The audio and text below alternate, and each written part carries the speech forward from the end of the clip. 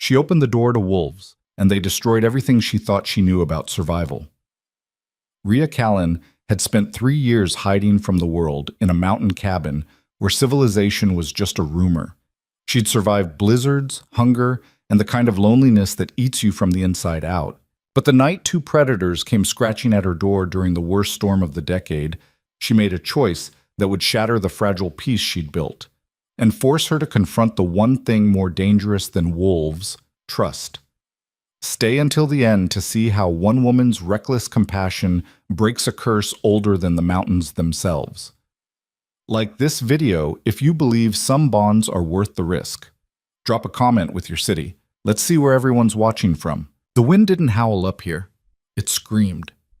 Rhea Callan stood at the kitchen window of her cabin, watching the blizzard turn the world into a white void. Snow came down sideways, battering the glass like it wanted in.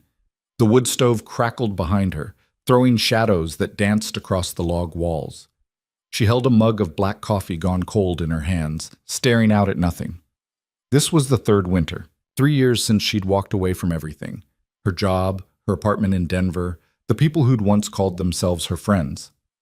3 years since the night that broke something fundamental inside her, something she didn't have a name for and refused to think about. Up here, 40 miles from the nearest town and another 10 from the closest neighbor, she didn't have to think about it. Up here, she was safe. The cabin was small, one room serving as kitchen, living area, and bedroom, with a narrow bathroom and storage closet tacked on like afterthoughts. She'd bought it for almost nothing from an old trapper who'd warned her it was no place for a woman alone. She'd taken his keys and his warnings and hadn't spoken to him since.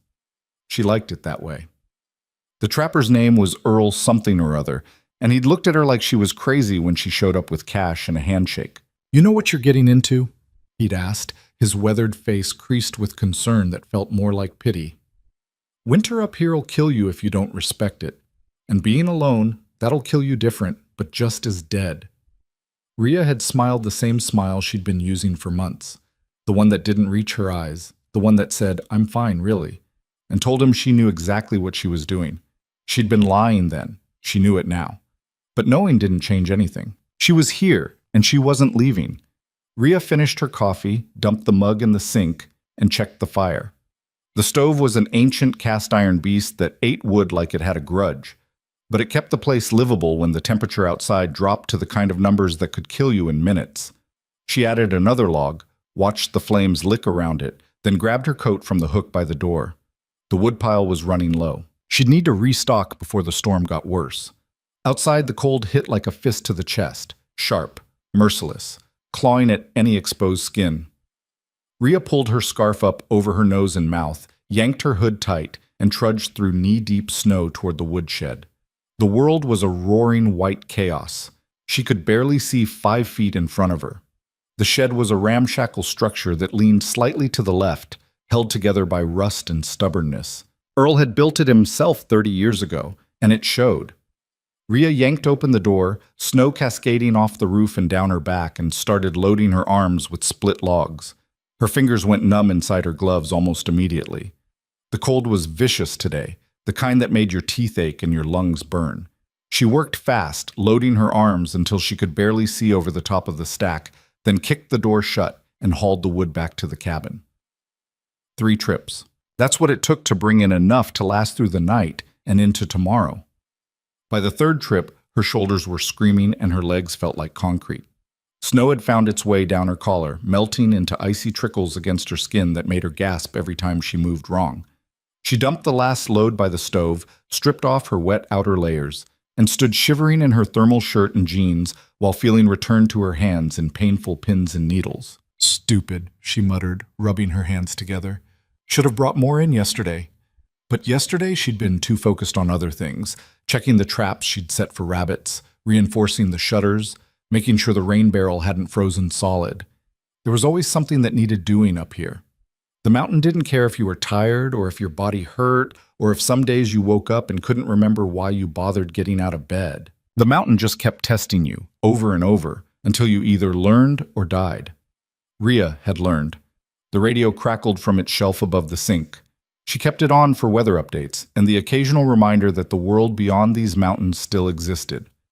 Right now, a tinny voice was warning about the storm, advising people to stay indoors, avoid travel, prepare for power outages. Expected to last through the night with accumulations of 3 to 4 feet in higher elevations. Wind gusts up to 60 miles per hour. This is a dangerous, life-threatening storm. If you don't need to be outside, stay home. I repeat, stay home. Rhea snorted. Power outages. She'd been off-grid since the day she moved in.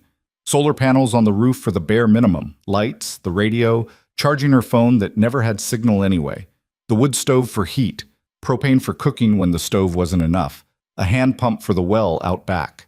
She didn't need the grid, didn't want it. The grid meant connections. Connections meant people. And people... She cut that thought off before it could finish. 3 years, and she still couldn't go there without feeling her chest tighten. Instead, she made herself dinner. Canned stew heated on the wood stove, a piece of hardtack bread she'd baked last week. It wasn't good, but it was fuel. She ate standing at the window, watching the storm rage, and tried not to think about how many hours of darkness were still ahead. Night came early in the mountains during winter, and it came heavy. By 6 o'clock, the world outside was nothing but wind and black, and the occasional glimpse of snow caught in the glow from her window. Rhea latched the shutters, thick wooden panels that blocked out the cold and the dark, and double-checked the door. The lock was solid. A deadbolt she'd installed herself, plus a heavy crossbar that dropped into iron brackets. Overkill, maybe, for a cabin in the middle of nowhere, but it made her feel safe. Safe was relative up here, but she'd take what she could get. She settled into her chair by the fire with a battered paperback she'd read 3 times already, some thriller about a detective chasing a killer through Boston. The pages were worn soft, the spine cracked, the cover barely hanging on. She'd found it in a box of books Earl had left behind, along with Louis L'Amour westerns and field guides to edible plants. She made it through 2 chapters, her eyes starting to blur from the flickering firelight when the scratching started. At first she thought it was a branch. The wind had a way of throwing things against the cabin, pine boughs, chunks of ice, debris torn from the forest. She ignored it and kept reading. Then it came again. Deliberate. Rhythmic. Scratch. Scratch, scratch. Rhea set the book down and listened. The sound was coming from the door, not the wind, not a branch. Something was out there. Her heart kicked up a notch. She stood slowly, eyes locked on the door, and tried to think. Bears didn't scratch like that. They'd slam their weight against the wood, testing it. Mountain lions didn't announce themselves. They were ghosts, silent until the moment they struck. Elk, deer, they'd have bolted at the first hint of the storm. Scratch, scratch. Closer now. Lower on the door. Rhea grabbed the shotgun from its mount above the fireplace. She kept it loaded, had since the first week she moved in, after Earl told her a story about a black bear that had torn through a neighbor's door looking for food. "You hesitate up here," he'd said, "and you're done." She didn't plan on hesitating. Her hands were steady as she checked the chamber, but her pulse was hammering in her ears. The scratching continued, insistent, and underneath it she could hear something else. A low sound, almost buried under the wind. Breathing. "Go away," she called out, her voice hard. "You don't want to be here." The scratching stopped. For a long moment, there was nothing but the wind and the crackle of the fire and the thud of her own heartbeat. Rhea didn't move, didn't breathe. The shotgun was heavy in her hands, familiar, grounding. Then she heard it, a sound that cut through the storm like a blade. A whimper, low, pained, desperate. It wasn't a sound an animal made when it was hunting. It was the sound something made when it was dying. Rhea's grip on the shotgun tightened. Every rational part of her brain screamed at her to stay inside, to let whatever was out there handle its own problems. This wasn't her fight. This wasn't her responsibility. She'd come up here to get away from responsibility, from the weight of other people's expectations and needs. She'd come here to be alone, but the sound came again. Weaker this time, fading under the howl of the wind, and something in her chest cracked. She knew that sound, knew what it felt like to be on the other side of a door, desperate and hurting, waiting for someone to open it, waiting for help that never came. "Damn it," she whispered. She set the shotgun down against the wall. within reach, but not in her hands, and grabbed the flashlight from the shelf by the door. Her fingers fumbled with the deadbolt. The crossbar was heavier than she remembered, and it took both hands to lift it free. The wind nearly ripped the door out of her hands the moment she cracked it open. Snow blasted into the cabin, swirling in the sudden warmth, and the cold was like a living thing trying to drag her outside. Rhea braced herself against the doorframe and aimed the flashlight into the storm. Two shapes huddled on her porch. Wolves. Her breath caught in her throat. The beam of light reflected off eyes, amber, wild, glowing like embers in the dark. One of the wolves was massive, easily 150 pounds, silver gray with dark markings across its face and shoulders. It stood between her and the second wolf, body tense, head low, teeth bared in a warning that was crystal clear. Don't come closer. But it wasn't attacking. It wasn't advancing. It was protecting. Rhea shifted the light to the second wolf and felt her chest tighten. This one was smaller, darker, maybe a female, though it was hard to tell with all the blood.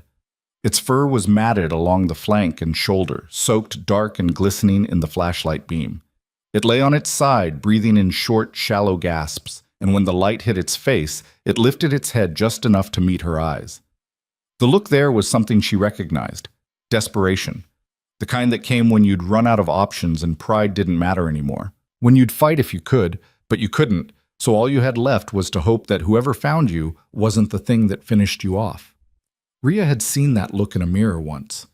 3 years ago, in a hospital bathroom, after the doctors stitched her up and the police took their statements and everyone kept saying how lucky she was to be alive.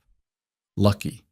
She should have closed the door, should have fired a warning shot and scared them off. Every survival rule she'd learned in 3 years up here told her to shut these predators out and let nature take its course. Wolves were dangerous. They were wild.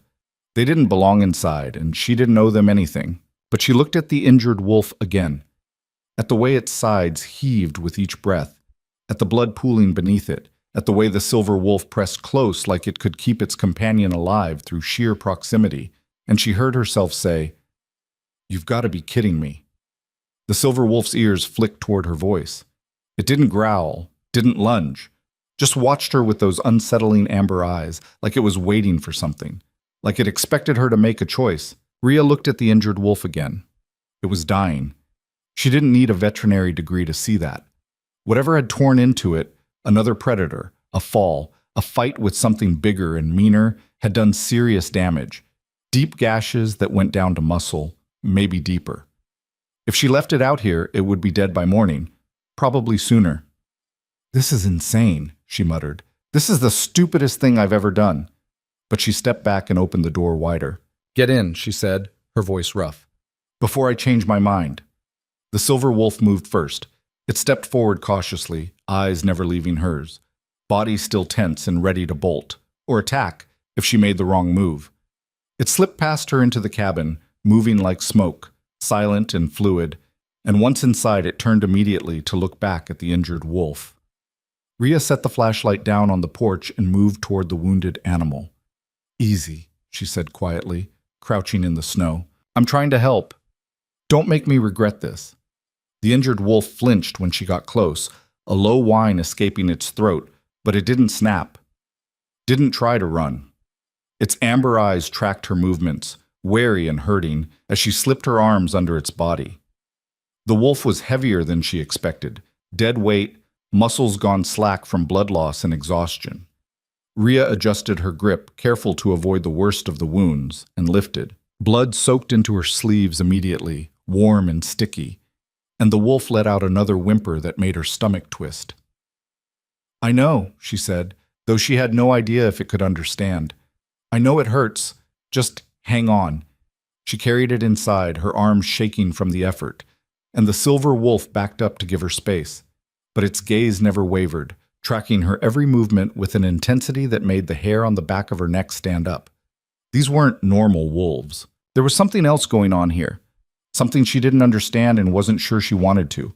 Rhea kicked the door shut behind her, cutting off the storm, and the sudden silence inside the cabin was deafening. Just the crackle of the fire, the ragged breathing of the injured wolf, and the pounding of her own heart. She stood there for a moment, breathing hard, with a dying wolf in her arms and a second one watching her from 6 feet away, and thought, "What the hell have I done?" The injured wolf whimpered again, a soft, broken sound that cut through her panic. Right, no time for second guessing. Rhea carried it to the rug in front of the fire, her favorite spot, the warmest place in the cabin, and laid it down as gently as she could. The wolf's eyes were half closed now, its breathing ragged and uneven. Blood pooled beneath it, spreading across the worn fibers of the rug. "Stay with me," she said, her hands hovering over the wounds, unsure where to start. "Don't you dare die on my floor." She ran to the bathroom and grabbed her first aid kit, a plastic tackle box stuffed with bandages, antiseptic, pain meds, sutures she'd bought in case she ever needed to stitch herself up. It was designed for human injuries, small cuts and sprains, not trauma like this. But it was all she had. When she came back, the silver wolf had moved closer to its companion. It lay down beside the injured one, head resting near its neck, and the gesture was so clearly protective, so human in its tenderness, that Rhea stopped mid-step. She'd seen people show less care for each other. "All right," she said, shaking off the thought. She set the kit down and grabbed a stack of clean towels from the bathroom closet. "Let's see what we're dealing with." She knelt beside the injured wolf and started cutting away the matted fur with scissors, her hands as steady as she could make them. The wounds were deep, 3 long gashes running from shoulder to ribs, like something with claws had tried to rip it open. The edges were ragged, torn, and when she pressed a towel against them to clear away the blood, the wolf jerked and let out a sharp yelp. The silver wolf's head snapped up, its lips pulled back in a silent snarl, teeth bared, and for a moment Rhea thought she was about to find out what it felt like to have a wolf's jaws around her throat. "I'm helping," she said quickly, meeting its eyes. "I'm not trying to hurt it, but this is going to be bad either way." The silver wolf held her gaze for a long moment, then slowly its snarl faded. It lowered its head back down and nuzzled the injured wolf's ear, a gesture so gentle it made Rhea's throat tighten. "Yeah," she whispered. "I get it." She turned back to the wounds and got to work. First, she cleaned the area as best she could with water and antiseptic, working quickly while the wolf trembled under her hands. The bleeding had slowed but hadn't stopped completely. Every time she pressed down to clear away the blood, more welled up, dark and thick. She needed to close the wounds. But the gashes were too wide, too deep for bandages alone. She was going to have to stitch them. Rhea had never stitched anything more complicated than a tear in her jeans, but she'd watched enough medical shows and read enough survival guides to know the basics. Thread the needle. Start at one end. Keep the stitches small and close together. Don't think about how this is a living creature and not a piece of fabric. Her hand shook as she threaded the needle, regular sewing thread because she didn't have anything else, and tied it off. The wolf's breathing had gone shallow, its eyes glazed with pain, and Rhea wondered if it was even conscious anymore. "This is gonna hurt," she said quietly. "I'm sorry." She started with the deepest gash, the one closest to the shoulder. The needle went through skin and muscle, and the wolf jerked, a broken whine escaping its throat. Rhea forced herself to keep going. 1 stitch, 2, 3. The silver wolf watched every movement, its body tense, but it didn't interfere. Just stayed close, a warm, steady presence beside its companion. Rhea lost count of the stitches. Her fingers cramped. Her back ached from hunching over. Blood soaked through the towels and onto her jeans, and at some point she stopped caring. All that mattered was closing the wounds, stopping the bleeding, giving this wolf a chance to survive.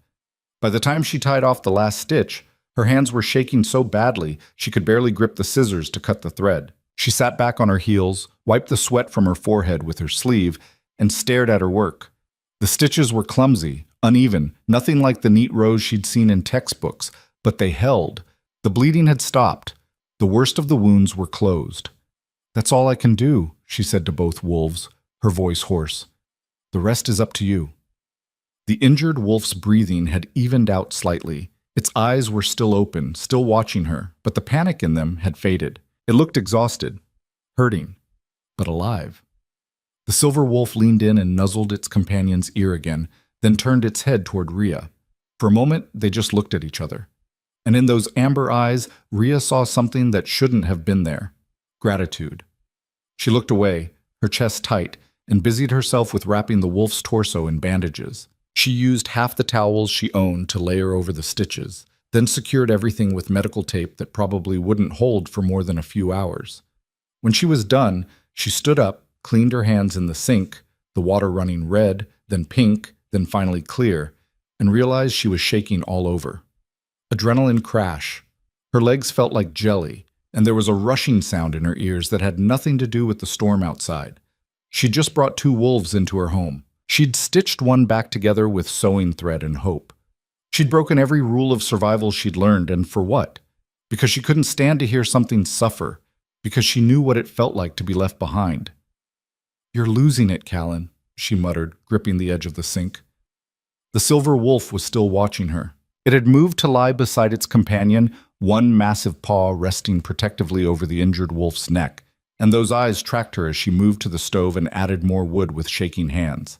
The fire flared up, casting dancing shadows across the cabin walls, and Rhea sank into her chair and pulled a blanket around her shoulders. The shotgun was still by the door. She should get it, should keep it close, just in case. But she didn't move. For a long moment, the only sounds were the crackle of the fire and the steady breathing of the 2 wolves. Then the silver wolf huffed, a soft sound, almost like a sigh, and settled its head on its paws. "You bite me," Rhea said quietly, "and I'll shoot you. Understood?" The wolf's ears flicked toward her voice. It didn't open its eyes. Rhea pulled the blanket tighter and told herself she'd stay awake. She'd keep watch. She'd make sure these animals didn't turn on her the moment she let her guard down. But exhaustion was a weight pressing down on her, and the warmth of the fire was making her eyelids heavy. Outside, the storm raged on, wind screaming, snow piling up against the walls. Inside, the cabin was warm and quiet and almost peaceful. Rhea's eyes drifted closed. She must have dozed off because when she jerked awake again, the fire had burned down to embers and the cabin was cold. Gray dawn light leaked through the gaps in the shutters, pale and thin. The storm had quieted to a steady whisper of wind. Rhea sat up, every muscle stiff and aching, and looked toward the fireplace. Both wolves were still there. The injured one was asleep, sides rising and falling in deep, even breaths that didn't sound nearly as labored as before. The silver one was awake, sitting upright near the door, watching it like a sentinel. When Rhea moved, the silver wolf's head swiveled toward her. Their eyes met, and Rhea felt that same strange jolt she'd felt last night. Like this wasn't just an animal looking at her. Like there was something more behind those eyes. Something aware, intelligent, knowing. "You're still here," she said quietly. The wolf's ears swiveled toward her voice. It didn't move otherwise. Rhea stood, her joints protesting, and went to check on the injured wolf. She knelt beside it, careful not to startle it, and peeled back the edge of the bandages. The wounds looked better than she'd expected. No signs of infection, no heat, no swelling, no red streaks. The stitches were holding. The bleeding had stopped completely. "You're tougher than you look," she murmured, replacing the bandages with fresh ones from the dwindling stack. The injured wolf stirred at her touch, its eyes opening halfway. It looked at her with that same exhausted gratitude, then closed its eyes again and drifted back to sleep. When Rhea stood, the silver wolf was right there. She hadn't heard it move, hadn't seen it cross the room, but now it stood less than 3 feet away, so close she could see the individual hairs in its coat, the way its breath fogged in the cold air. Her heart kicked up, but she forced herself to stay still. "Hungry?" she asked. The wolf tilted its head. Rhea almost laughed. "Yeah, me too." She moved to the stove, slowly, keeping the wolf in her peripheral vision, and started a fire with kindling and the last of the newspaper. While it caught, she dug through her supplies and came up with oatmeal. Plain, unsweetened, the last of her winter stock.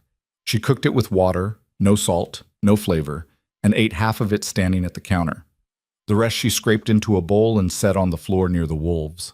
The silver wolf approached cautiously, sniffed the bowl, then looked up at her.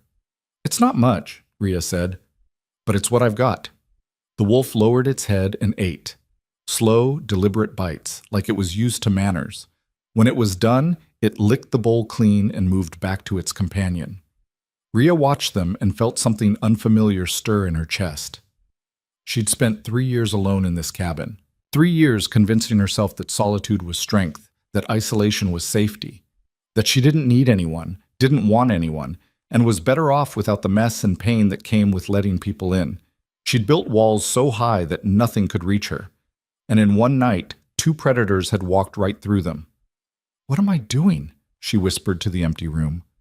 Neither wolf answered. But when the injured one shifted in its sleep, pressing closer to the silver one's warmth, and the silver one responded by curling around it protectively, Rhea felt the ache in her chest deepen.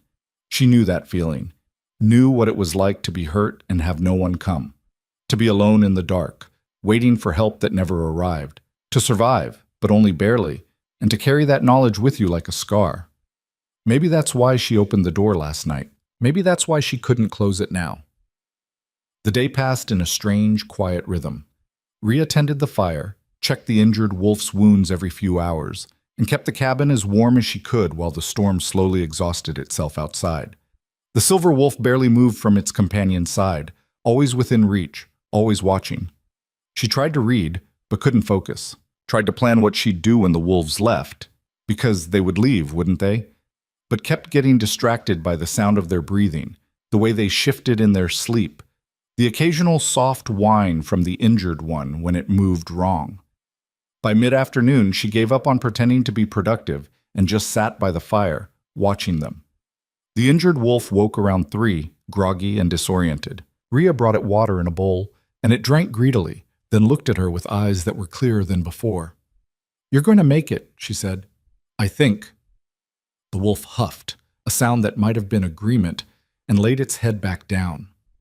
The silver wolf leaned in and licked its companion's muzzle, gentle and careful, and Rhea had to look away before the tightness in her chest turned into something she couldn't control. By nightfall, the storm had died completely. Rhea opened the shutters and looked out at a world transformed. Everything was buried under 3 feet of fresh powder. The trees bent under the weight, branches sagging low. The sky had cleared to reveal stars so bright and numerous they looked fake. She stood at the window for a long time, her breath fogging the glass, and wondered what tomorrow would bring. Behind her, the wolves slept by the fire, and for the first time in 3 years, Rhea Callan didn't feel completely alone. She made herself dinner, more stew, more hardtack, a luxury she couldn't afford much longer, and ate in silence while the radio crackled with reports of the storm's aftermath. Roads closed. Power lines down. Several hikers reported missing in the backcountry. Rhea turned the radio off. She didn't want to think about people lost in the snow. Didn't want to imagine them huddled somewhere, freezing, waiting for rescue that might not come in time. She'd been one of those people once, not in a blizzard, but close enough. When she finally crawled into bed, exhausted and sore, she left the shotgun on the nightstand and told herself she'd figure everything out in the morning. The wolves would probably be gone by then anyway. They'd heal enough to move, and they'd go back to wherever they came from, and she'd be alone again. It was better that way. Safer. She closed her eyes and tried to believe it. When Rhea woke, the cabin was flooded with pale morning light. The fire had burned out. The room was cold, not freezing, but cold enough that her breath misted when she exhaled. She sat up, shivering, and looked toward the fireplace. The rug where the wolves had been was empty. Just bloodstains and rumpled towels, but no wolves. Rhea's chest went tight. She threw off the blankets and stood, scanning the cabin. The bathroom door was open, empty. The closet, empty. The door was still latched from the inside, the crossbar in place. They were gone. She crossed to the door, her bare feet cold on the wooden floor, and lifted the crossbar with shaking hands. The door swung open, and the cold hit her like a slap. The world outside was brilliant with snow and sunlight. Everything sparkled, pristine and untouched, except for the tracks. 2 sets of wolf prints led away from the porch, heading into the forest. One set was deep and steady, the silver wolf. The other was lighter, slightly uneven, but moving under its own power. They'd both survived. Rhea stood on her porch in her thermal shirt and jeans, arms wrapped around herself against the cold, and watched the tracks disappear into the trees. "You're welcome," she said to the empty forest. The wind whispered through the pines, carrying the scent of snow and wood smoke. Somewhere far off, a bird called, clear and sharp in the cold air. And Rhea Callan, who'd spent 3 years running from trust and connection and anything that might hurt her again, felt something shift inside her chest. It wasn't peace, it wasn't healing, but it was something. She went back inside, closed the door, and started rebuilding the fire. The blood-stained rug went outside to be cleaned later. The empty bowls went in the sink. The first aid kit went back in the bathroom, half its supplies gone. And Rhea tried not to think about amber eyes and the weight of a dying wolf in her arms, and the way the silver one had looked at her like it understood. She failed. For the next 3 days, she went through her routines like nothing had changed. She checked her traps, found 2 rabbits, and reset the snares. She split more firewood. She melted snow for water and rationed her food and kept the cabin warm. But every time she looked at the door, she remembered. And every night, before bed, she caught herself listening for scratching that never came. On the 4th day, she admitted to herself that she was hoping they'd come back. On the 5th day, she stopped hoping and started accepting that they were gone for good. On the 6th day, she decided to go for a walk in the forest, just to clear her head. That was the day everything changed. The forest was different after the storm. Rhea had walked these trails dozens of times over the past 3 years, knew every switchback and fallen log, every clearing where the sunlight broke through the canopy. But now, buried under 3 feet of fresh snow, the familiar had become strange. The landmarks she relied on were gone, hidden beneath a white blanket that made everything look the same. She should have stayed at the cabin, should have waited another week for the snow to settle and the trails to become passable again. But 6 days of sitting inside, listening to the silence, watching the empty space where the wolves had been, it was driving her crazy. She needed to move, needed to do something other than wonder why she kept looking at the door like they might come back. So she'd strapped on her snowshoes, grabbed her pack with the essentials, knife, matches, emergency blanket, the pistol she carried for emergencies, and headed into the forest with some vague notion of checking the eastern traps. That was 4 hours ago. Now she was lost. Not completely lost. She could still see the ridgeline to the north, still had a general sense of direction. But the snow had obscured the trail she normally followed, and twice she'd had to backtrack when she hit terrain too steep to navigate safely. Her legs were burning from the effort of pushing through deep powder, her lungs ached from the cold air, and the sun was already starting to sink toward the western peaks. She had maybe 2 hours of good light left. 3, if she pushed it. Stupid, she muttered, stopping to catch her breath against a massive pine. This was stupid. The forest was quiet around her. Too quiet. No birds, no wind, just the soft hush of her own breathing and the creak of snow settling on branches overhead. Rhea checked her compass, confirmed she was still heading roughly east, and pushed on. The traps weren't far now, another mile, maybe less. She'd check them, then follow the creek bed back west until she hit the logging road that would take her home. Simple. She'd done harder. The terrain started to slope downward, and she moved carefully, testing each step before committing her weight. Snowshoes were great for flat ground, but treacherous on hills. One wrong move and she'd slide 50 feet on her ass into whatever was waiting at the bottom. She made it halfway down the slope before she smelled it. Death. Not fresh death, the sharp metallic tang of blood, but something older. Decay.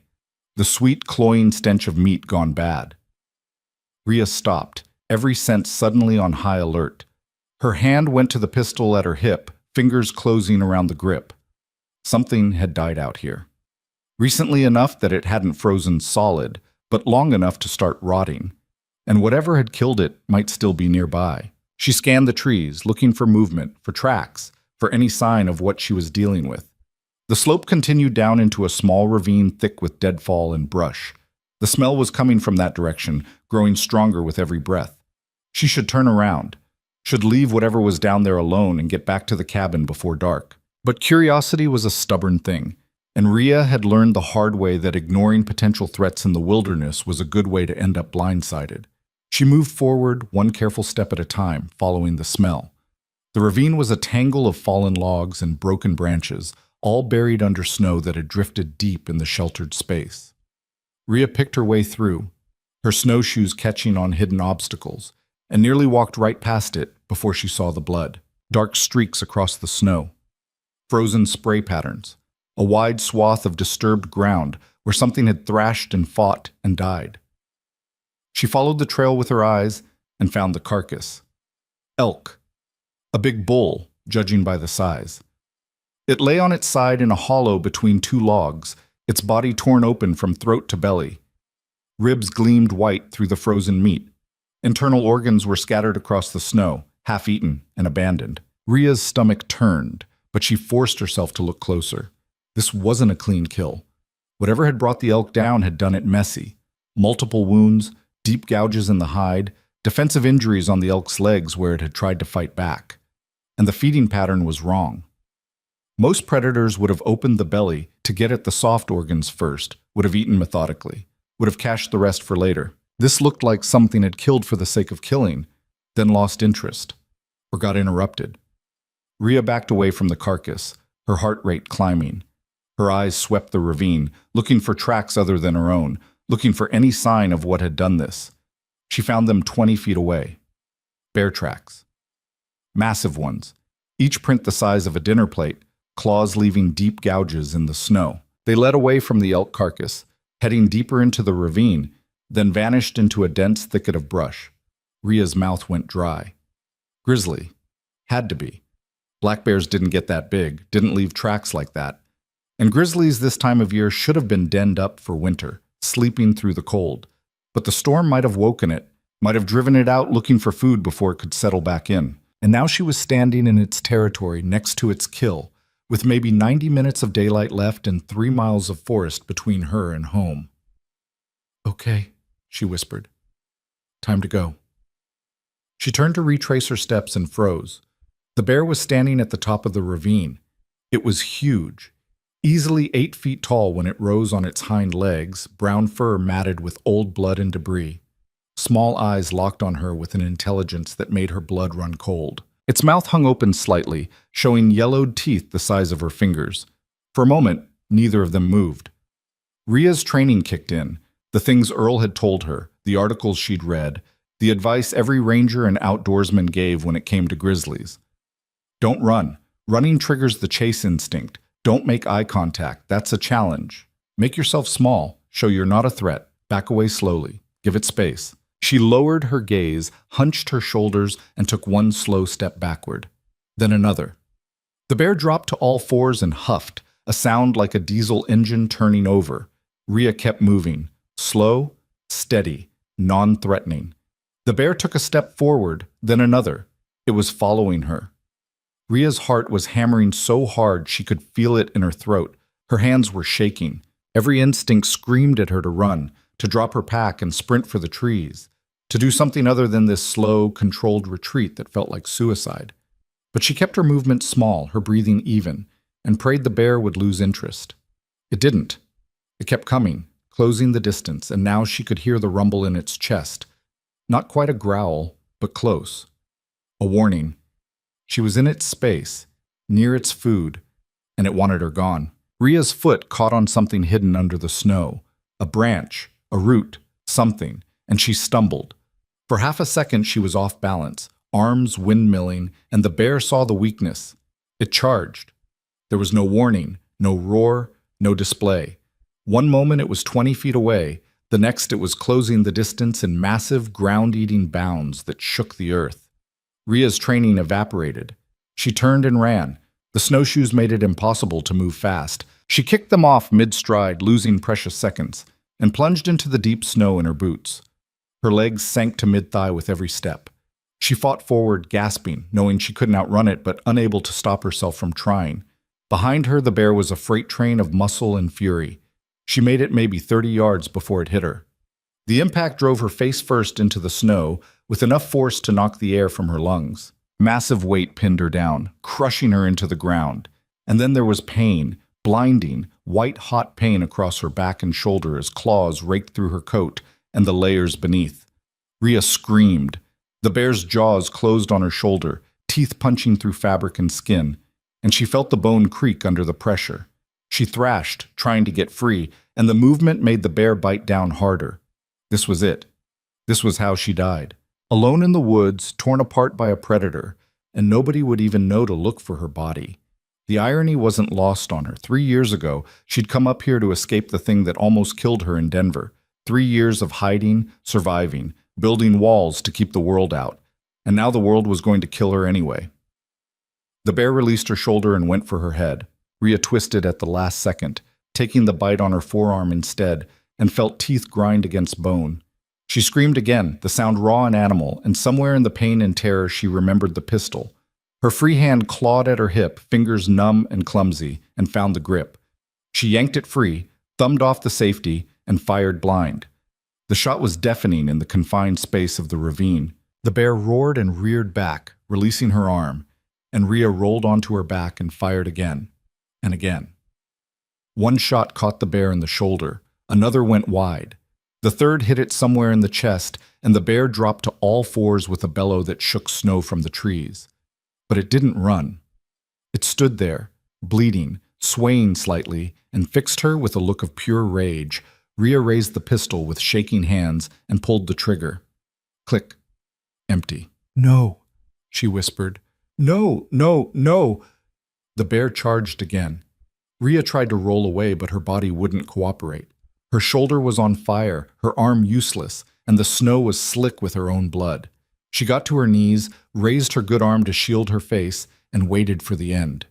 It didn't come. A blur of silver and gray exploded out of the trees and slammed into the bear's side.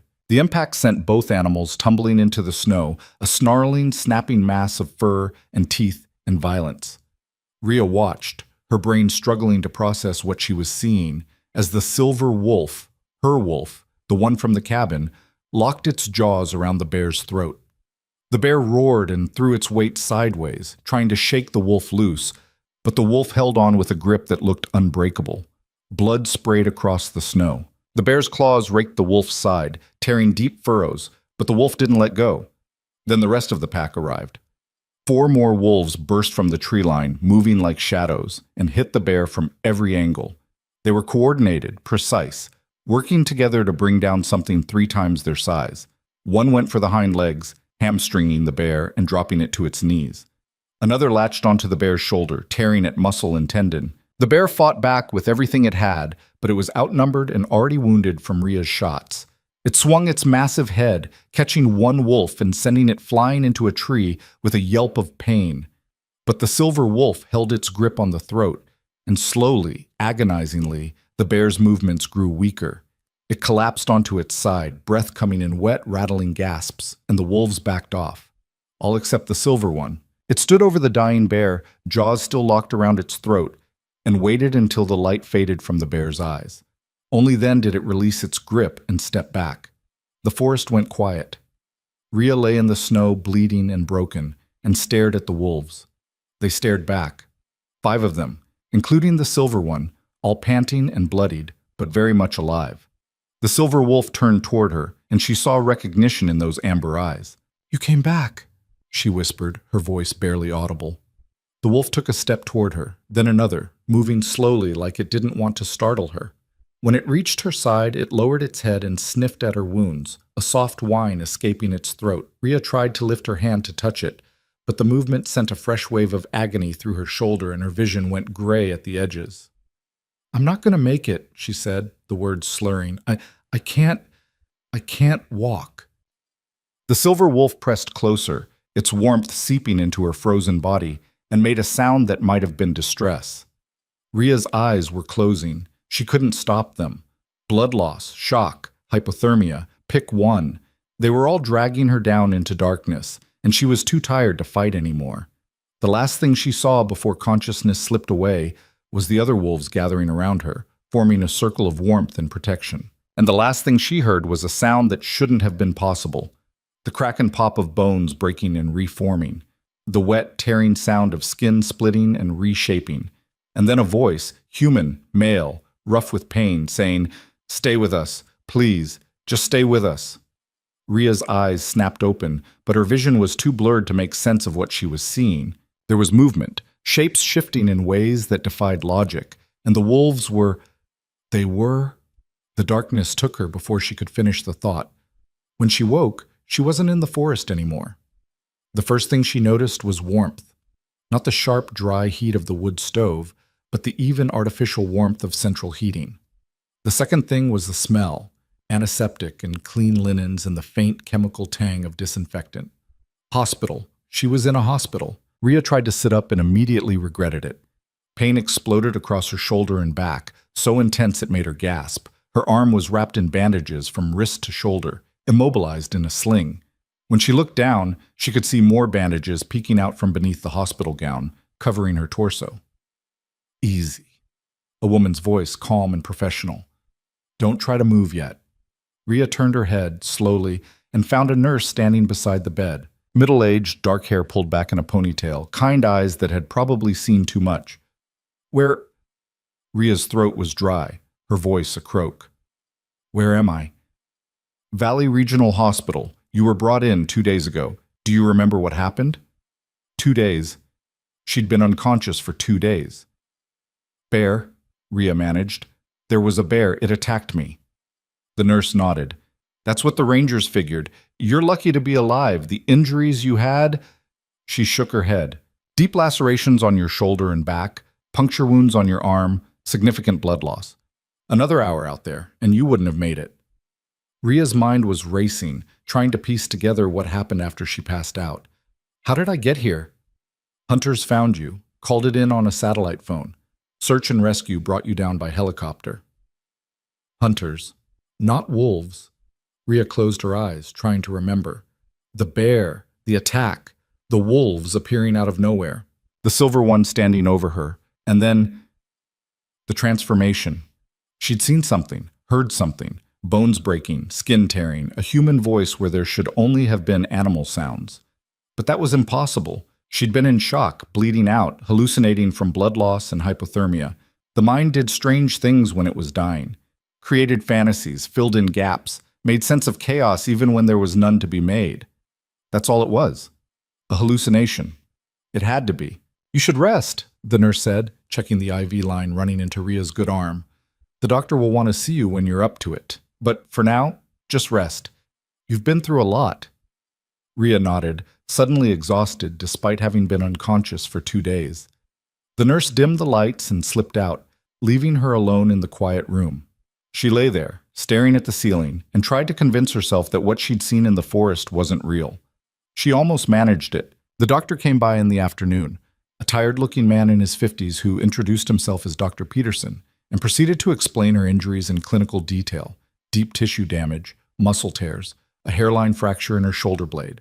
They'd cleaned and sutured the wounds, started her on antibiotics to prevent infection, given her a tetanus shot and a transfusion to replace the blood she'd lost.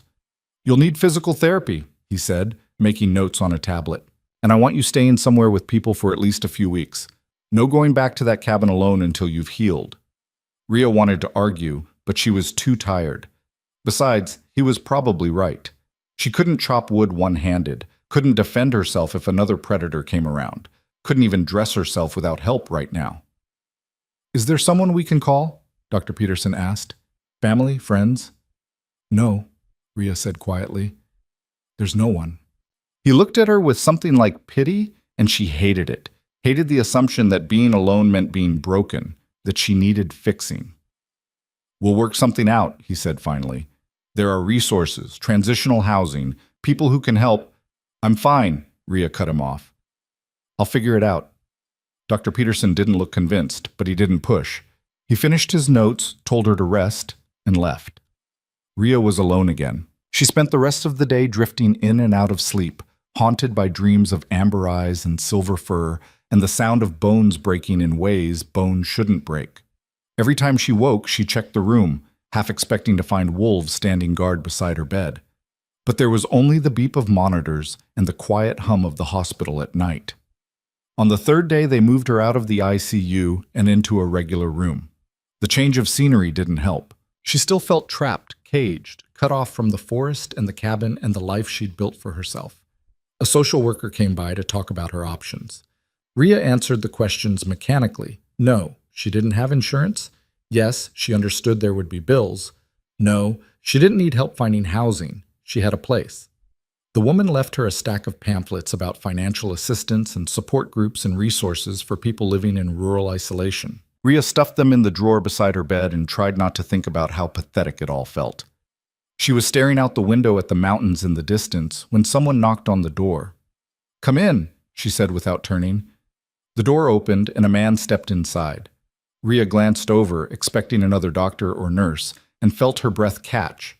He was tall, well over 6 feet, with broad shoulders and the kind of build that came from hard physical work, not a gym. Dark hair, slightly too long, fell across his forehead. Strong features, sharp jawline, a few days' worth of stubble. But it was his eyes that stopped her cold. Amber. The exact same shade as the silver wolf's. "Rhea Callan?" His voice was deep, rough around the edges, with an accent she couldn't place. "My name is Kyle Varon. I need to talk to you." Rhea's heart was pounding. She gripped the bed rail with her good hand, suddenly very aware that she was injured, vulnerable, and alone in a room with a stranger who had eyes that shouldn't exist on a human face. "Who are you?" she asked, her voice steadier than she felt. Kale closed the door behind him and stepped further into the room. He moved with a predator's grace, every step deliberate and controlled, and Rhea's instinct screamed at her to run, but there was nowhere to go. "I'm the one you saved," Kyle said quietly. "In the storm. When you opened your door and let us in." Rhea stared at him. "That's not possible." "You saw," Kale said, moving closer.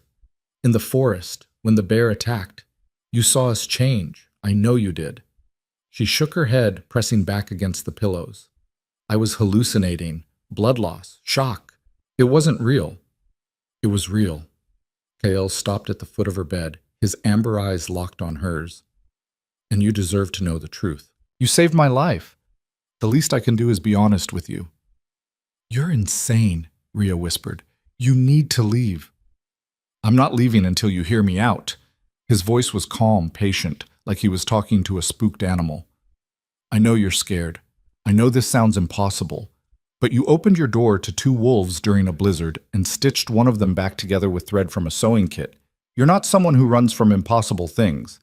Rhea's mouth was dry. Her mind was racing, trying to find the logical explanation, the rational response, anything that made sense.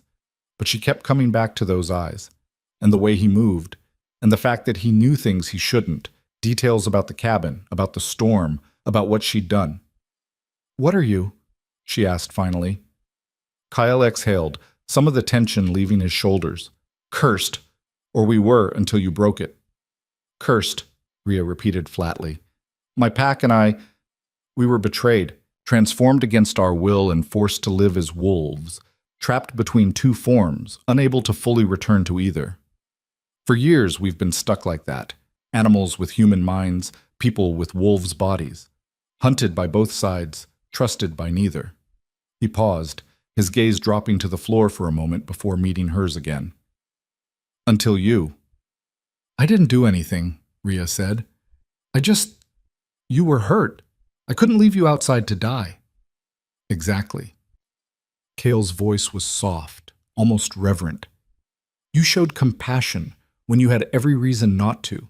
You risked your life for creatures you should have feared, and that act, that choice, it broke the curse, restored our ability to shift at will instead of being trapped."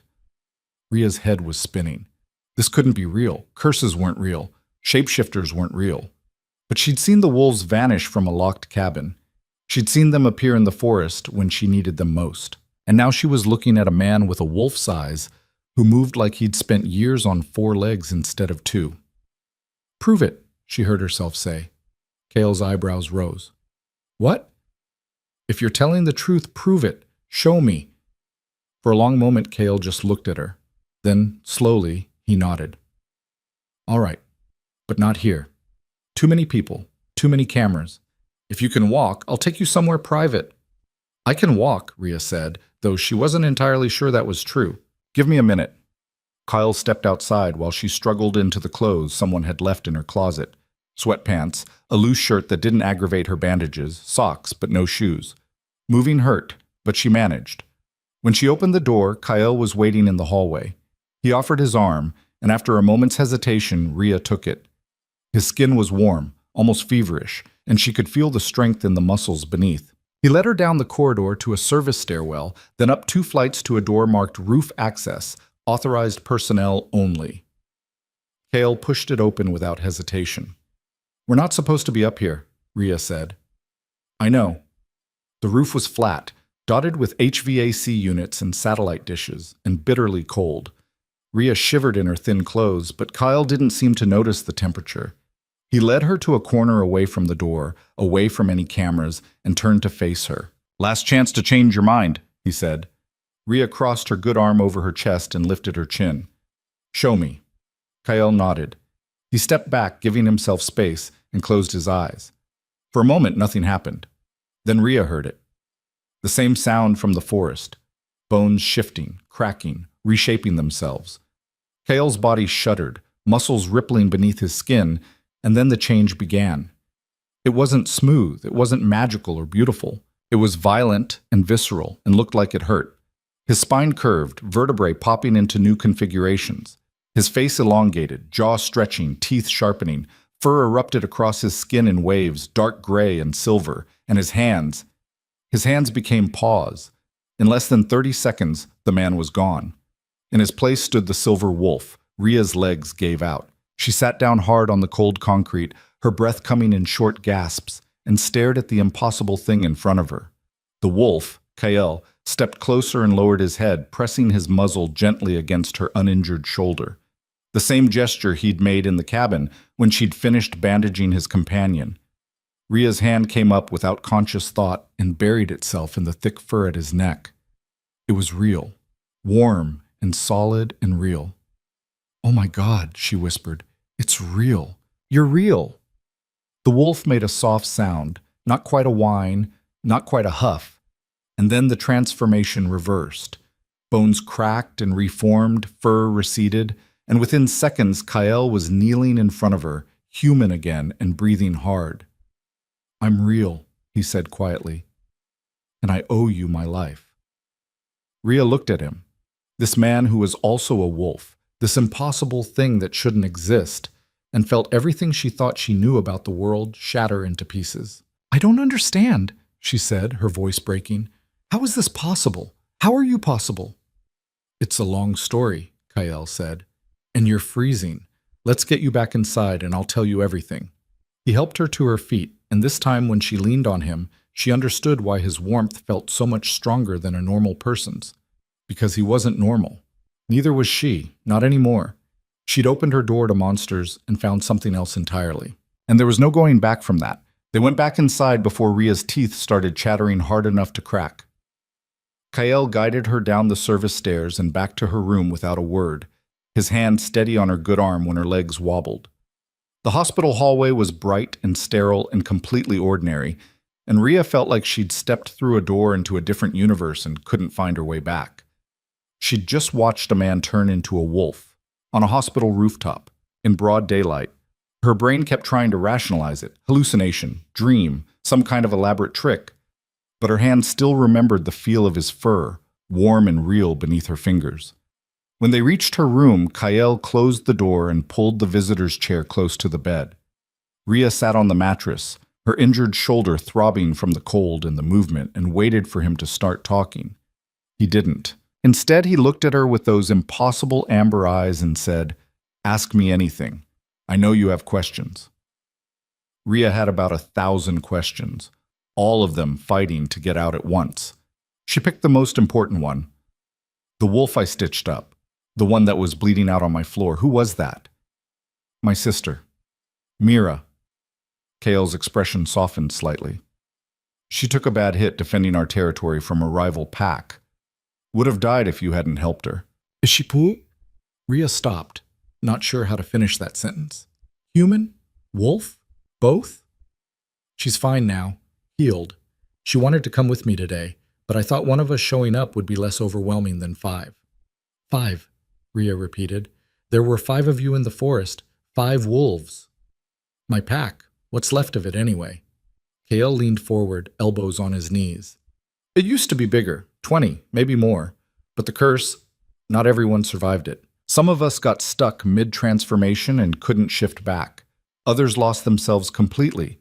Too much wolf, not enough human. They went feral. The way he said it made Rhea's stomach turn. What happened to them? We had to put them down. Kale's voice was flat, emotionless, but his hands were clenched into fists.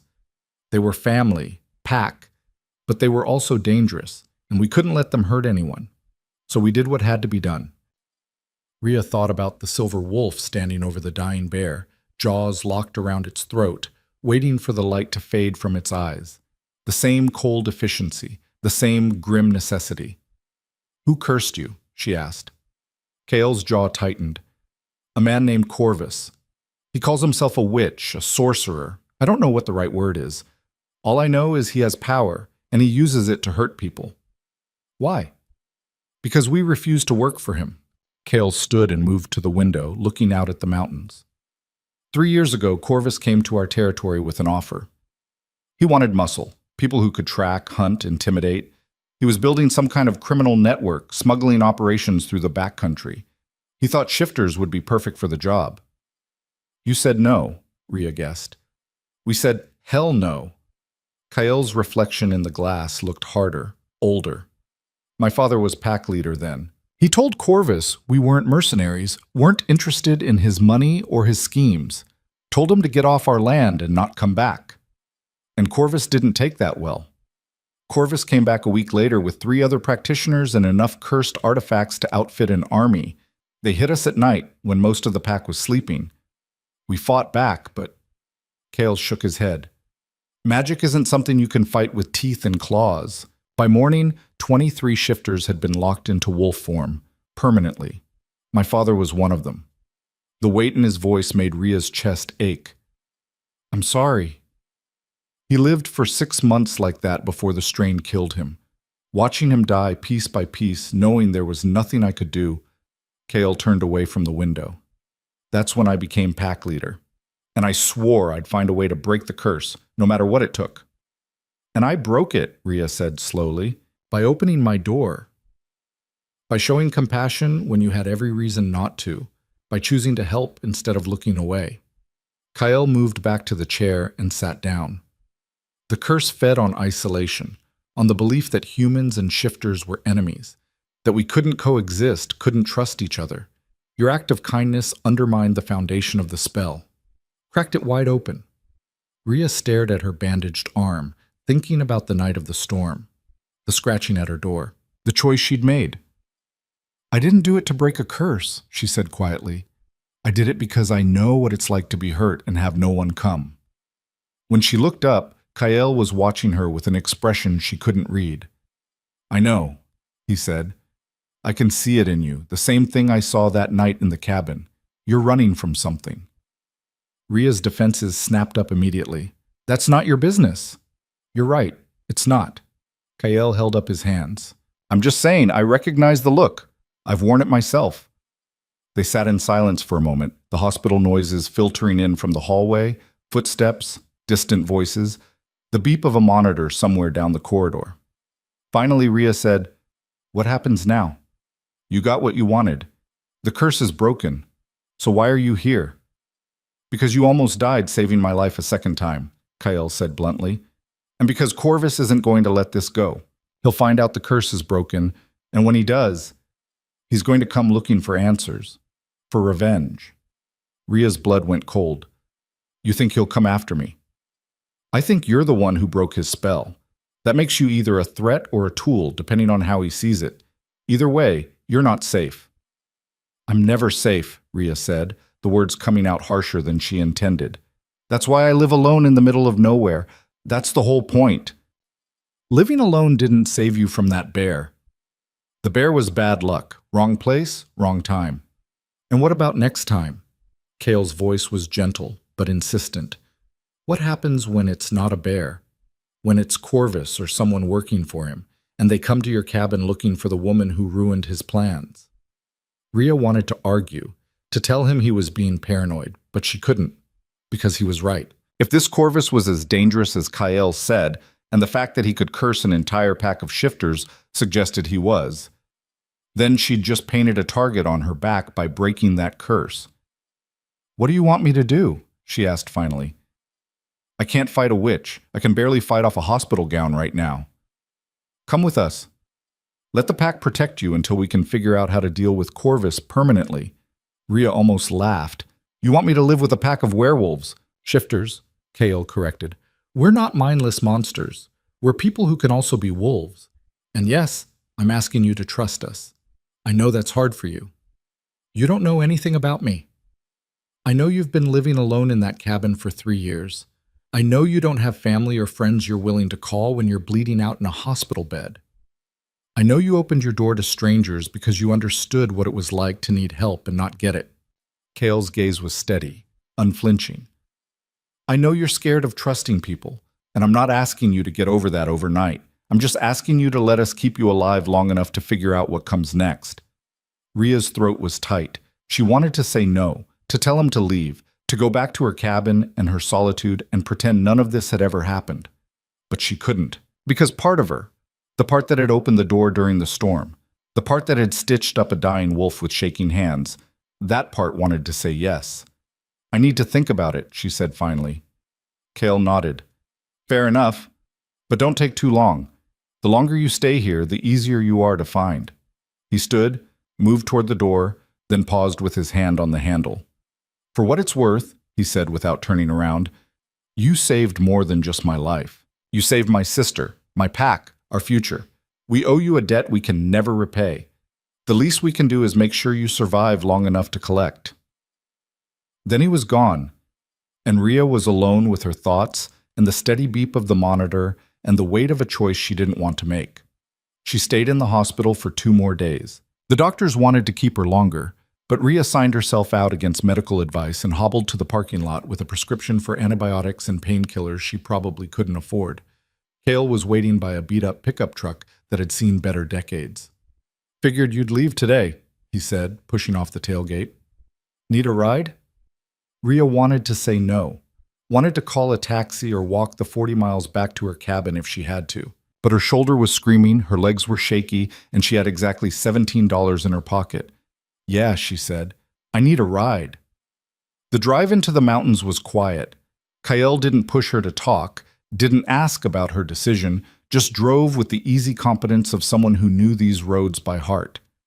Rhea watched the landscape roll past, dense forest giving way to rocky slopes, elevation climbing, civilization falling away mile by mile. When they finally pulled up to her cabin, Rhea felt something in her chest loosen. Home. It looked the same as she'd left it. Snow piled high against the walls, the woodshed leaning slightly to the left, the solar panels coated in ice. Peaceful. Isolated. Safe. Kyle killed the engine. I'll help you get inside. He did more than that. He restocked her firewood, checked the traps, made sure the pump wasn't frozen, moved around her space like he belonged there, and Rhea hated how much she didn't mind. When he finally left, he stopped on the porch and looked back at her. The offer stands, he said. Whenever you're ready. Rhea nodded but didn't answer. She watched him disappear into the forest, then closed the door and dropped the crossbar. For the next 3 days, she tried to get back to normal. She tended the fire, ate her rations, read her battered paperbacks, tried to pretend everything was fine, but it wasn't. Because now when she looked at the forest, she wondered what else was out there. What other impossible things existed just beyond the edge of her understanding? And at night, when the cabin creaked and settled, she found herself listening for footsteps that sounded too heavy to be human. On the 4th day, the stranger arrived. Rhea was outside splitting kindling, awkward and painful with one arm in a sling, but necessary, when she heard the sound of an engine. She looked up to see a black SUV rolling up the access road, completely out of place in the wilderness. Her stomach dropped. The SUV stopped 30 feet from her cabin, and a man got out. He was older, maybe 60, with silver hair and a face that might have been handsome once before age, and cruelty carved it into something harder. He wore an expensive coat, leather gloves, and boots that had never seen a real trail. And when he smiled at her, Rhea's skin crawled. Rhea Callan, he said, his voice smooth and cultured. I've been looking for you. Rhea's hand tightened on the axe handle. Who are you? My name is Corvus. He took a step forward, and Rhea saw 2 other men emerge from the SUV behind him. Big men, with the kind of builds that came from steroids and prison yards. I believe you have something that belongs to me. Rhea's mind raced. The cabin was too far. She'd never make it inside before they caught her. The axe in her hand was her only weapon, and she was injured, outnumbered, outmatched. "I don't know what you're talking about," she said, trying to keep her voice steady. "Don't you?" Corvus tilted his head, studying her like she was a bug under glass. "3 weeks ago, you broke a very powerful curse, a curse that took me considerable time and effort to construct. I'm curious how you managed that." "I didn't do anything. I just helped some wolves." "Those weren't wolves. They were my property, and you had no right to interfere." The casual way he said it, property, made Ria's blood boil. "People aren't property. Shifters aren't people. They're animals that learn to wear human skin, and they're dangerous." Corvus took another step forward. "But you wouldn't know that, would you? You just saw something hurt and couldn't help yourself. Such a compassionate soul." He said it like an insult. "What do you want?" Ria asked. "I want to know how you broke the curse, what method you used, what power you possess, and then I want you to undo what you've done." Ria almost laughed. "I can't undo it. I don't have any power. You opened your door," Corvus interrupted. "In the middle of a blizzard, you let them in and you healed one of them, an act of pure, selfless compassion. That's the key, isn't it? That's what broke my curse." He was close enough now that Ria could smell his cologne, something expensive and cloying. "Here's what's going to happen," Corvus said quietly. "You're going to come with me. You're going to help me rebuild the curse, make it stronger this time. And if you refuse, I'll burn this cabin to the ground with you inside it and find someone else who can do the job." Ria raised the axe. "Get off my property," Corvus sighed. "I was hoping you'd be reasonable." He gestured to the 2 men behind him, and they started forward. Ria swung the axe. The first man dodged easily, grabbed her wrist, and twisted. Pain exploded up her injured arm, and the axe fell from her numb fingers. Before she could move, the second man had her other arm pinned behind her back. She fought anyway, kicked, thrashed, threw her weight around, but it was useless. They were too strong, and she was too hurt. Corvus watched with detached interest. "Take her to the car." They started dragging her toward the SUV, and Ria screamed. Not words, just raw sound, fury and fear and desperation. The forest exploded. 5 wolves burst from the tree line, moving like lightning, and hit Corvus's men before they could react. One of them went down with a wolf's jaws around his throat. The other released Ria and went for the gun at his hip, but a second wolf took him at the knees and he fell hard. Ria stumbled backward, her heart hammering, and saw Kyle. He was in human form, standing between her and Corvus, and the look on his face was murderous. "You need to leave," Kale said, his voice low and dangerous. "Now." Corvus smiled. "The prodigal pack leader. I wondered when you'd show up. I'm not asking twice. And I'm not leaving without what I came for." Corvus raised his hand, and Ria saw something glinting in his palm, a small stone etched with symbols that seemed to writhe and shift. "You broke my curse once, Shifter. Let's see how you handle this." He spoke a word Ria didn't recognize, and the stone flared with sickly green light. Kyle screamed.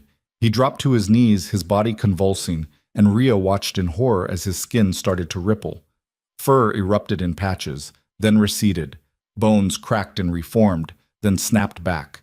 He was shifting, but wrong, incomplete, like his body couldn't decide what it was supposed to be. The other wolves were having the same problem. They collapsed, whining and snarling, trapped in forms that kept changing without settling. "Stop it," Ria shouted. "You're killing them." "Not killing," Corvus corrected. "Just reminding them what happens when they defy me." Ria looked at Kyle, at the agony on his face, and something inside her snapped. She'd spent 3 years hiding, 3 years running from the thing that had broken her, convinced that staying alone was the same as staying safe. She'd built walls and kept everyone out and told herself it was strength. But it wasn't. It was cowardice. And she was done being a coward. Ria grabbed the axe from the snow and charged.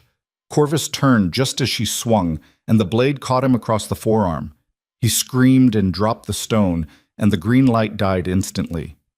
The wolves stopped convulsing. Kyle surged to his feet, fully human now, and his eyes found Corvus with predatory focus. "Run," he said softly. Corvus ran.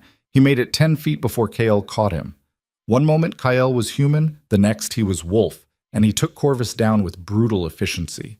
The other wolves joined him, surrounding the sorcerer, teeth bared. "Wait," Rhea said. Kale's head swiveled toward her, and she saw the question in his amber eyes. "Don't kill him," she said. "Not like this." For a long moment, Kyle just stared at her. Then slowly, he shifted back to human form and hauled Corvus up by his collar. "You have 10 seconds to convince me not to tear your throat out," Kyle said. Corvus's face was pale, blood dripping from where Rhea's axe had caught him. "You can't kill me. I'm protected. There are others like me, and they'll come looking. Then we'll deal with them too." Kale's grip tightened. "You cursed my pack. You killed my father. You came here to hurt the woman who saved us. Give me one reason why I shouldn't end you right now." "Because I can teach you," Corvus said quickly. "The magic I know, defensive wards, tracking spells, ways to hide from people like me. You let me live, and I'll give you the tools to protect yourselves." Kale looked at Rhea. "Your call. You're the one he threatened." Rhea thought about the curse, about what it had done to Kale's pack, about the casual cruelty in Corvus's voice when he called shifters property. But she also thought about the fact that killing him wouldn't make them safer. It would just create more enemies. "Let him go," she said, "but if he ever comes back, we finish it." Kyle held Corvus's gaze for another moment, then released him. The sorcerer stumbled backward, clutching his bleeding arm. 3 days, Kale said. "You have 3 days to teach us everything we need to know. After that, you disappear. If we ever see you again, the deal is off." Corvus nodded shakily and stumbled toward his SUV. His men were already inside, battered and bleeding, but alive. The engine roared to life, and within seconds they were gone, taillights disappearing down the mountain road. Rhea's legs gave out. She sat down hard in the snow, the axe falling from her hands, and tried to process what had just happened. Kale crouched beside her. "You okay?" "No," Rhea said honestly. "I'm really not." "You saved us again," Kale said quietly. "That stone he was using, it would have killed us eventually. Trapped us mid-shift until our bodies gave out." "I just swung an axe." "That's not exactly heroic. You charged a sorcerer to protect people you barely know. I'd call that pretty heroic." Rhea looked at him. This man who was also a wolf, who'd tracked her down in a hospital and offered protection, who'd just fought for her without hesitation. "I'll come with you," she said. "To your pack. I'll let you protect me until this is over." Kale's expression softened. "You sure?" "No, but I'm tired of being alone. And if Corvus taught me anything, it's that hiding doesn't keep you safe. It just makes you an easier target." Kale stood and offered his hand. Rhea took it and let him pull her to her feet. "Welcome to the pack," he said. And Rhea, who'd spent 3 years convinced she'd never trust anyone again, felt something inside her chest begin to thaw. The pack's territory wasn't what Rhea expected. She'd pictured something remote and wild, caves or abandoned buildings deep in the backcountry where shifters lived like the animals they could become. Instead, Kyle drove her to a compound of cabins clustered around a main lodge, tucked into a valley about 15 miles from her own place. Solar panels lined the roof, smoke rose from stone chimneys, and she could see vegetable gardens buried under snow, waiting for spring. It looked like a homestead, a community, a home. "We're not savages," Kyle said, catching her expression as he killed the engine, despite what Corvus thinks. Rhea grabbed her pack, hastily stuffed with clothes and supplies from her cabin, and climbed out of the truck. Her shoulder protested the movement, but she ignored it. Pain was becoming background noise at this point. The door to the main lodge opened, and a woman stepped out. She was tall and lean, with dark hair pulled back in a braid and the same amber eyes as Kyle. She moved with the same predatory grace, and when she smiled at Rhea, there was no mistaking the recognition. "You're the one who saved my life," the woman said, crossing the distance between them in long strides. "Mira Varen, I've been wanting to thank you." Up close, Rhea could see the faint scars along Mira's shoulder and neck, the same wounds she'd stitched closed with shaking hands and sewing thread. They'd healed remarkably well, barely visible now, but Rhea remembered how deep they'd been, how close Mira had come to bleeding out on her floor. "I just did what anyone would have done," Rhea said awkwardly. "No," Mira's smile faded, replaced by something more serious. Most people would have shut the door and let us die. You didn't. That took courage. Or stupidity. Sometimes they're the same thing. Mira gestured toward the lodge. Come on. Let's get you settled before the others descend. They've been dying to meet you, but Kael made them promise to give you space first. Inside the lodge was warm and lived in. Mismatched furniture, a massive stone fireplace, shelves lined with books and supplies. It smelled like wood smoke and coffee and something cooking that made Ria's stomach growl despite her nerves. Mira led her to a small room off the main hall. Simple bed, chest of drawers, window overlooking the forest. This is yours for as long as you need it. We'll figure out the long-term situation once Corvus is handled. Thank you, Ria said, setting her pack on the bed. I know I'm disrupting things. You're not disrupting anything. Mira leaned against the doorframe. You're packed now. That means you're family, and family looks out for each other. The word family hit Ria harder than she expected. She hadn't had family in years, not since her parents died in a car accident when she was 23, leaving her alone to navigate a world that suddenly felt too big and too hostile. I don't know how to do this, Ria admitted quietly. The whole people thing, I've been alone for so long. Then you'll learn. Mira's expression softened. And we'll help. That's what PAC is for. She left Ria alone to unpack, and for a few minutes Ria just stood there, staring at the room that was now hers. It was small, but it had everything she needed.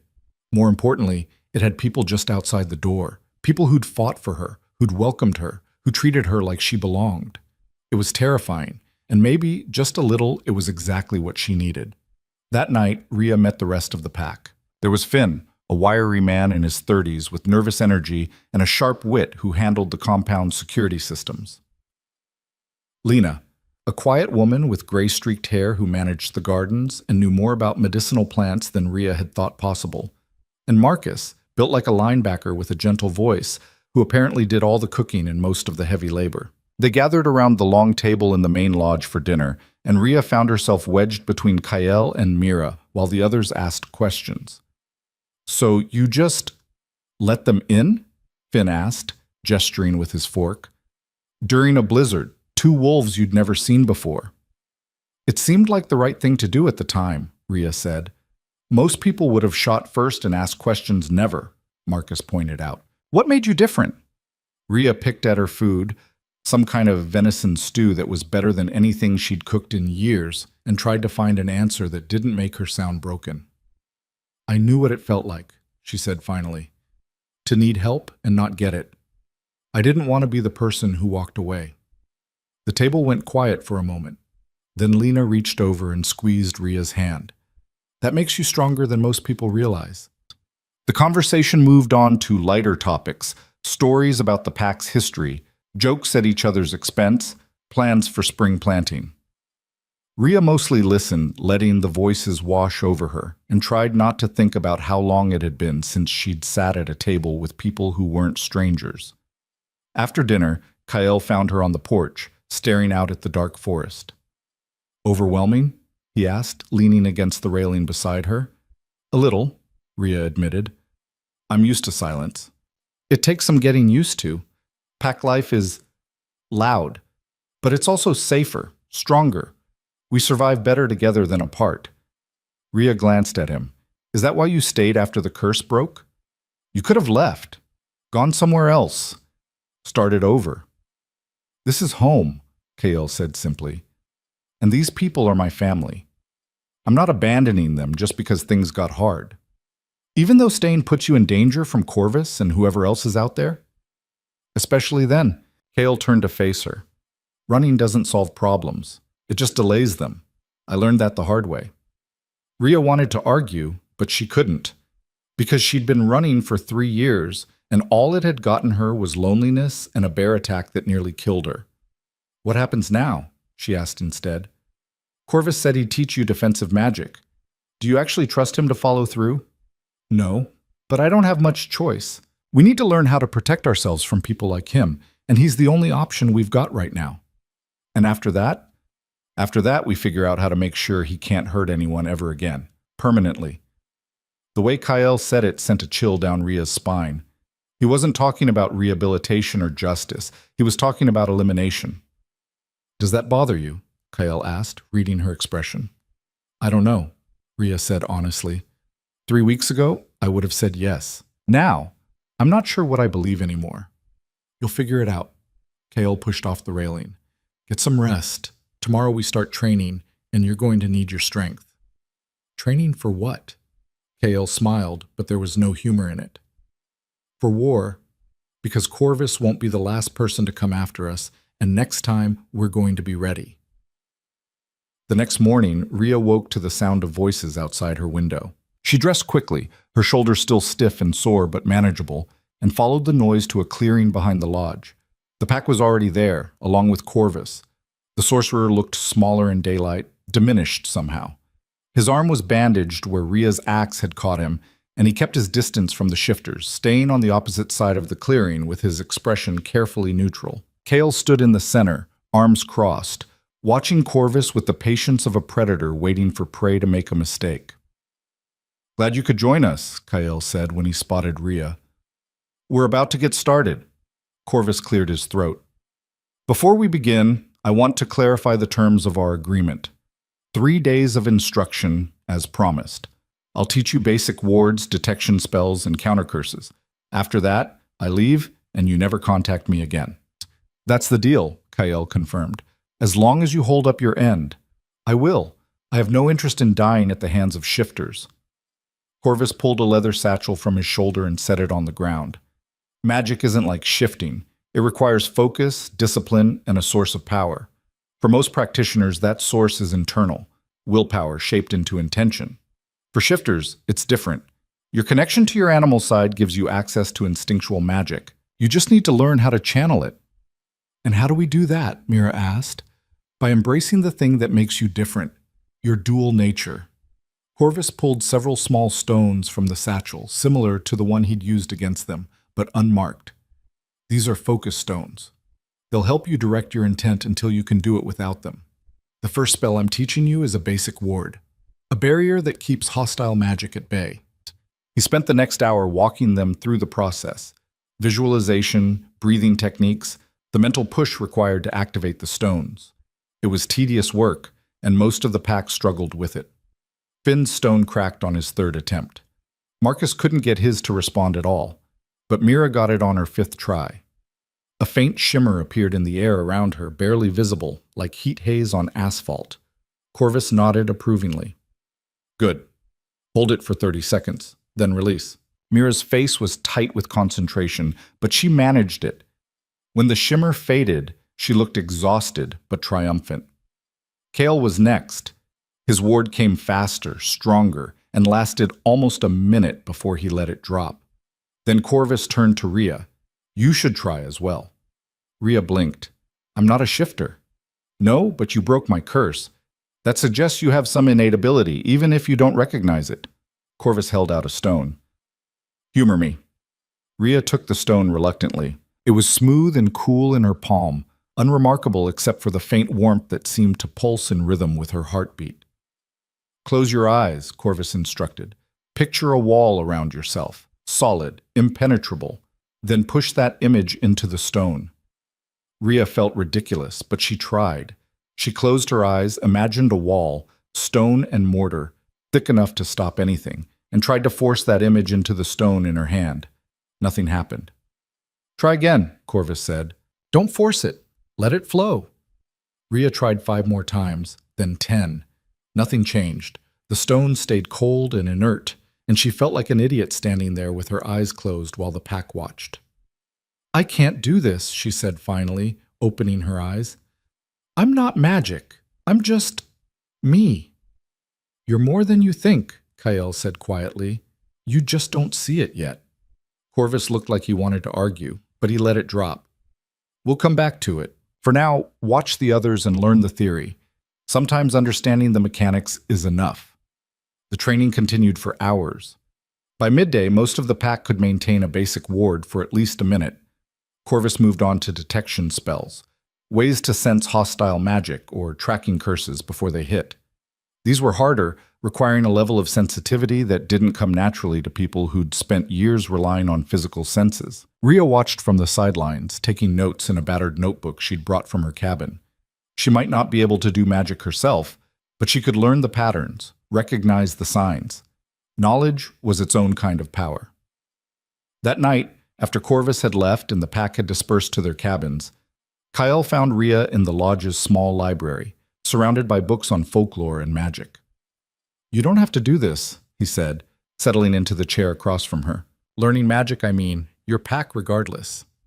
"I want to help," Rhea said, not looking up from the book. "I don't like feeling useless." "You're not useless. You charged a sorcerer with an axe to save us. That's not nothing. It was stupid. It was brave." Kale leaned forward. "What's really bothering you?" Rhea finally looked at him. "I'm scared. Of Corvus. Of what happens when the 3 days are up. Of the fact that I've tied my survival to people I barely know. I'm scared that I'm making another mistake, and this time it's going to get me killed." "What was the first mistake?" Kyle asked gently. Rhea's jaw tightened. She'd spent 3 years not talking about Denver, about the night that drove her into the mountains. But Kyle was looking at her with those amber eyes that saw too much, and she was tired of carrying it alone. "3 years ago I trusted someone I shouldn't have," she said quietly. "A coworker. We'd been friends for months, and I thought I knew him. He offered me a ride home after a late shift, and I said yes. And he—" She stopped, the words catching in her throat. Kale's expression didn't change, but something dangerous flickered in his eyes. "He hurt you." "He tried to." Rhea's hands were shaking. "I fought back, got away, went to the police. They arrested him, but he had money and lawyers. And I had bruises that were already fading and a story that sounded like every other he said, she said. They let him go with a slap on the wrist." "And you ran." "I ran," Rhea confirmed. "Quit my job, left Denver, bought the cabin, told myself I was safer alone, that I'd never put myself in that position again." "But you weren't safer," Kyle said. "You were just isolated." "I know that now." Rhea wiped at her eyes angrily. "But at the time it felt like the only option. And now I'm doing the same thing again, trusting people, relying on them, and I keep waiting for it to blow up in my face." Kyle stood and moved around the table, crouching beside her chair so they were eye level. "I can't promise nothing bad will happen. Life doesn't work that way. But I can promise that if it does, you won't face it alone. That's what pack means. We stand together, even when it's hard, especially when it's hard." Rhea looked at him. This man who'd been cursed and broken and rebuilt himself anyway, who led with quiet strength and refused to abandon the people who needed him. "I want to believe you," she whispered. "Then start there." Kale reached out and took her hand, one day at a time, one choice at a time. You don't have to fix everything at once. His hand was warm, steady, and Rhea held on tighter than she probably should have. "Okay," she said. "One day at a time." The second day of training was harder. Corvus introduced counter-curses, spells designed to break or deflect hostile magic. They required precision and timing, and even the most experienced members of the pack struggled. Finn managed to deflect a weak binding spell on his 8th attempt. Mira got it on her 4th. Kyle got it on his 1st. "You're a natural," Corvus said, and there was something almost grudging in his tone. "Your father would have been proud." Kael's expression hardened. "Don't talk about my father." "I'm simply stating a fact. He was a powerful shifter. You inherited that strength. I inherited the mess you made when you cursed him." Kael stepped closer, and Corvus took an involuntary step back. "Don't mistake teaching us for redemption. You're still the man who destroyed my pack. The only reason you're alive is because we need what you know." Corvus's face paled, but he didn't argue. That afternoon, while the pack practiced detection spells, Rhea tried the ward exercise again. She'd been thinking about what Corvus said, that she had some kind of innate ability, and she wanted to prove him wrong. Or maybe prove him right. She wasn't sure which would be worse. She held the focus stone and closed her eyes, picturing the wall again. Stone and mortar, thick and impenetrable. Nothing. She tried picturing something else. A door, solid oak, like the one on her cabin. Still nothing. Frustrated, she opened her eyes and found Mira watching her. "You're trying too hard," Mira said. "Magic isn't about force, it's about connection." "Connection to what?" "To yourself. To what you really want." Mira sat down beside her. "When I first learned to shift, I couldn't do it on command. I'd panic and nothing would happen, or I'd shift at the wrong time and lose control. Kael told me to stop thinking about the mechanics and start thinking about why I wanted to shift, what I was trying to protect or escape from. Once I found that reason, the shift came naturally." Rhea looked down at the stone in her hand. "What am I trying to protect?" "I don't know. That's for you to figure out." Rhea closed her eyes again.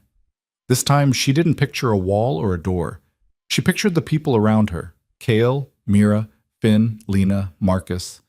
She pictured them safe, protected, beyond the reach of people like Corvus. And something inside her shifted. The stone in her hand flared warm, then hot, and when she opened her eyes, there was a shimmer in the air around her, faint, flickering, but undeniably there. Mira grinned. "There you go." Rhea held the ward for maybe 10 seconds before it collapsed, leaving her breathless and shaking. But she'd done it. She'd actually done it. Corvus appeared beside her, his expression unreadable. "Interesting. You channeled through compassion. Most practitioners use fear or anger. I've never seen anyone sustain a ward through empathy before." "Is that a problem?" Rhea asked. "No, just unusual." Corvus studied her for a moment longer, then walked away. Kael caught Rhea's eye from across the clearing and smiled. She smiled back, and for the first time since arriving at the compound, she felt like maybe she belonged here. On the third day, Corvus taught them tracking wards, spells that would alert them if someone with hostile intent entered their territory. It was complex magic, requiring multiple focus stones placed at specific points around the compound, all linked together in a network. "This is the most important thing I'll teach you," Corvus said as they worked.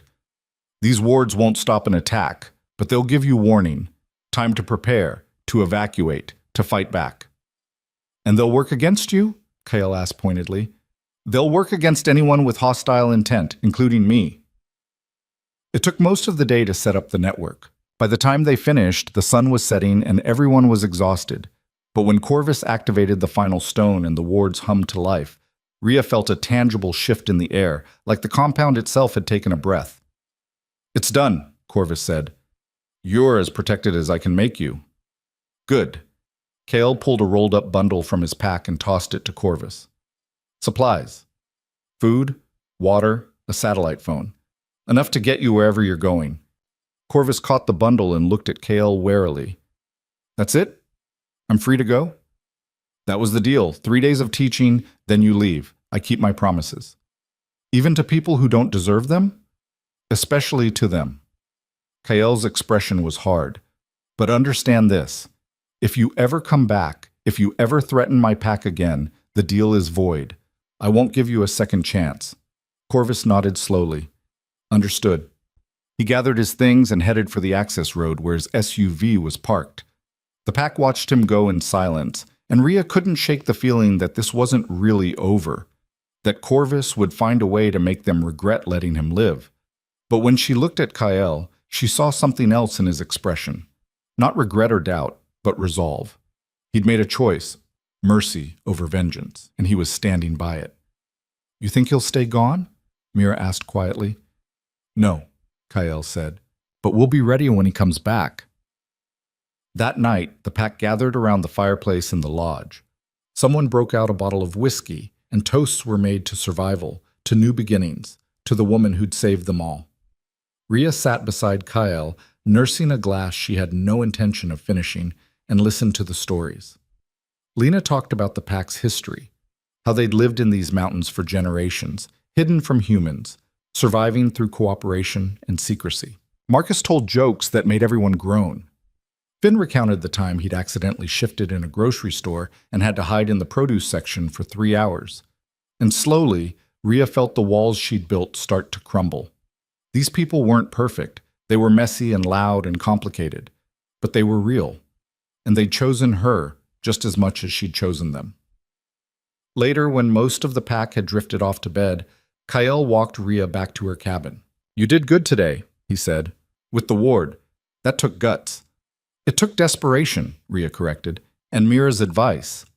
Still count saw Kale stopped at her door. You're finding your place here. I can see it. I'm trying. Rhea looked up at him, at the amber eyes that had haunted her dreams since the night of the storm. Thank you for everything. For saving my life, for bringing me here, for giving me a reason to stop running. You saved me first, Kyle said softly. I'm just returning the favor. Before Rhea could second-guess herself, she stood on her toes and kissed him. It was brief, barely more than a brush of lips, but when she pulled back, Kyle was staring at her with an expression that made her heart race. Sorry, she said quickly. I shouldn't have. Kyle cut her off by pulling her back in and kissing her properly. His hand cupped the back of her head, gentle but firm, and Rhea melted into it.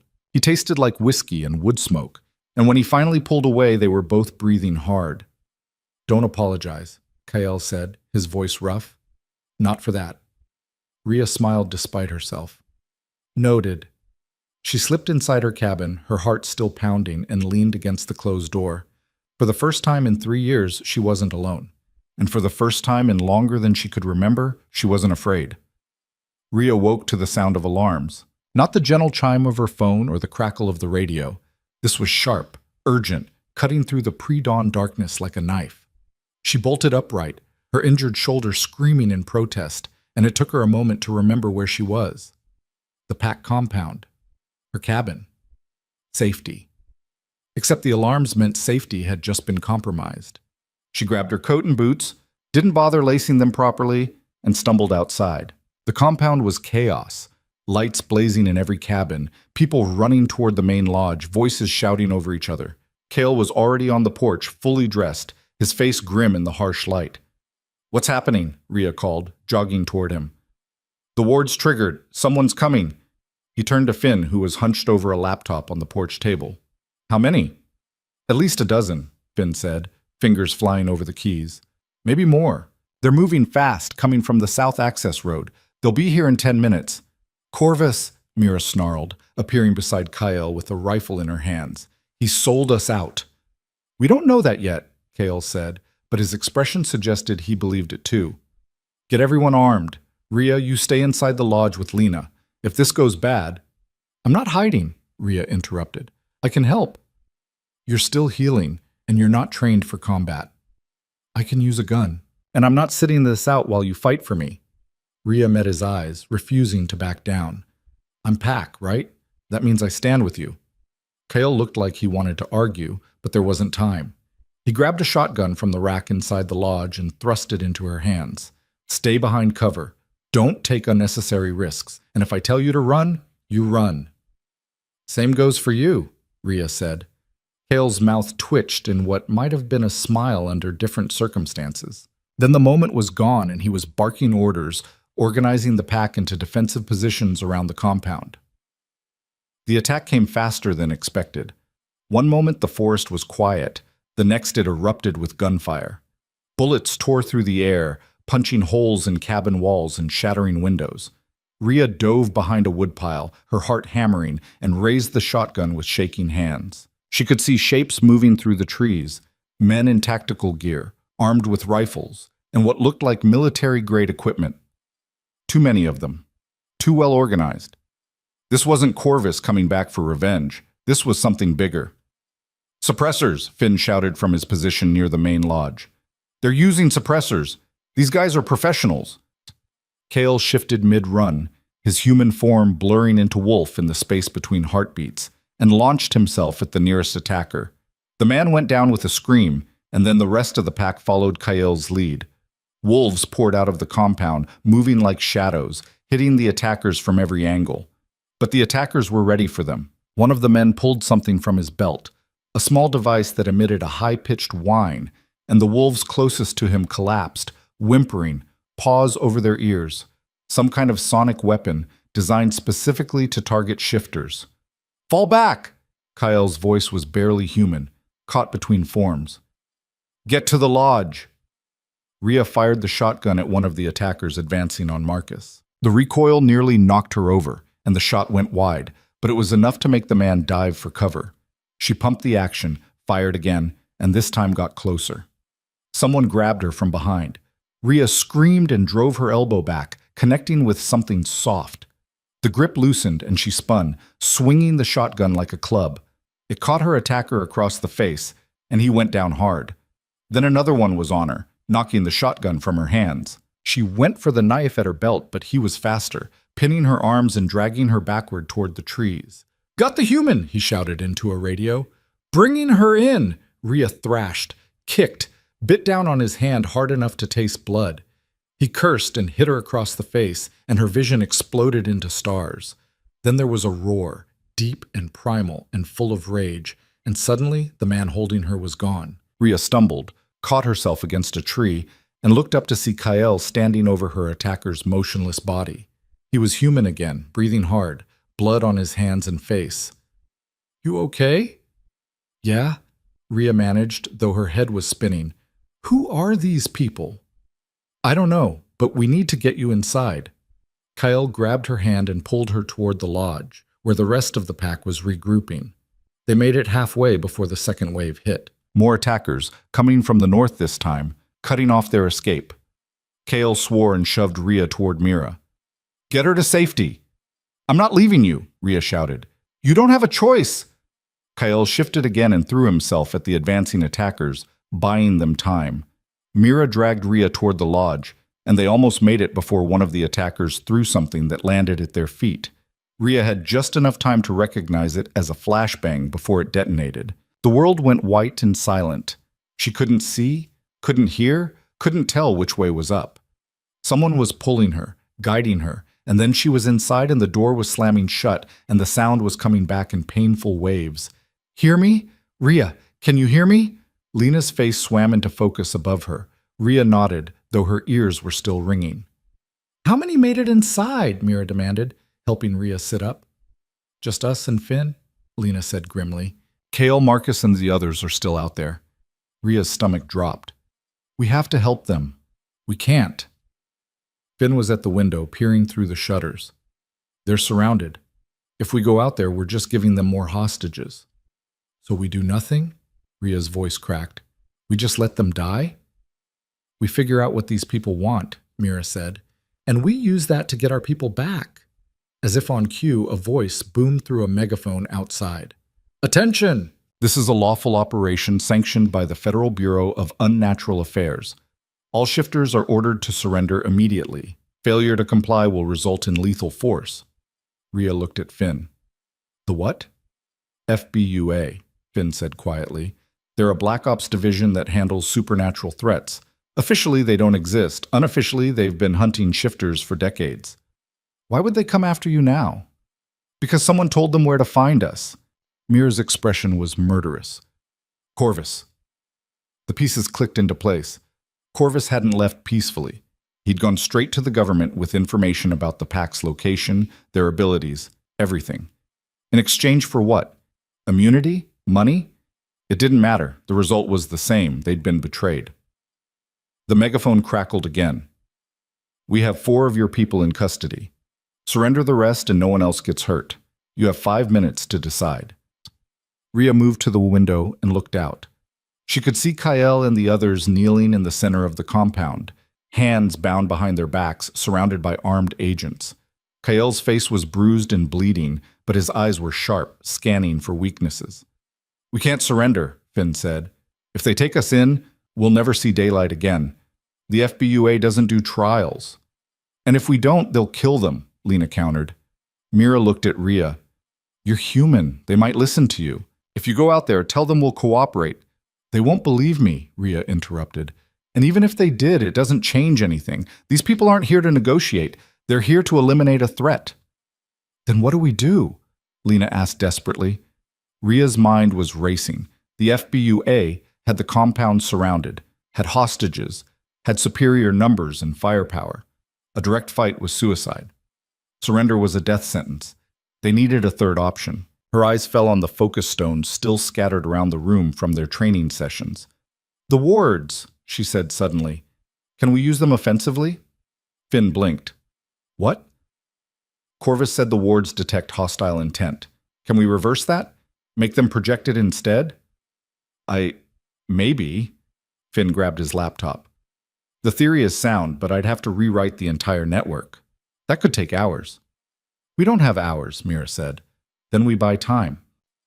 Rhea grabbed one of the focus stones and closed her eyes, reaching for the connection she'd felt during training. The warmth, the flow of intent shaped into action. She pictured the compound, not as it was now, under attack, but as it should be, protected, safe, inviolable. The stone flared hot in her hand.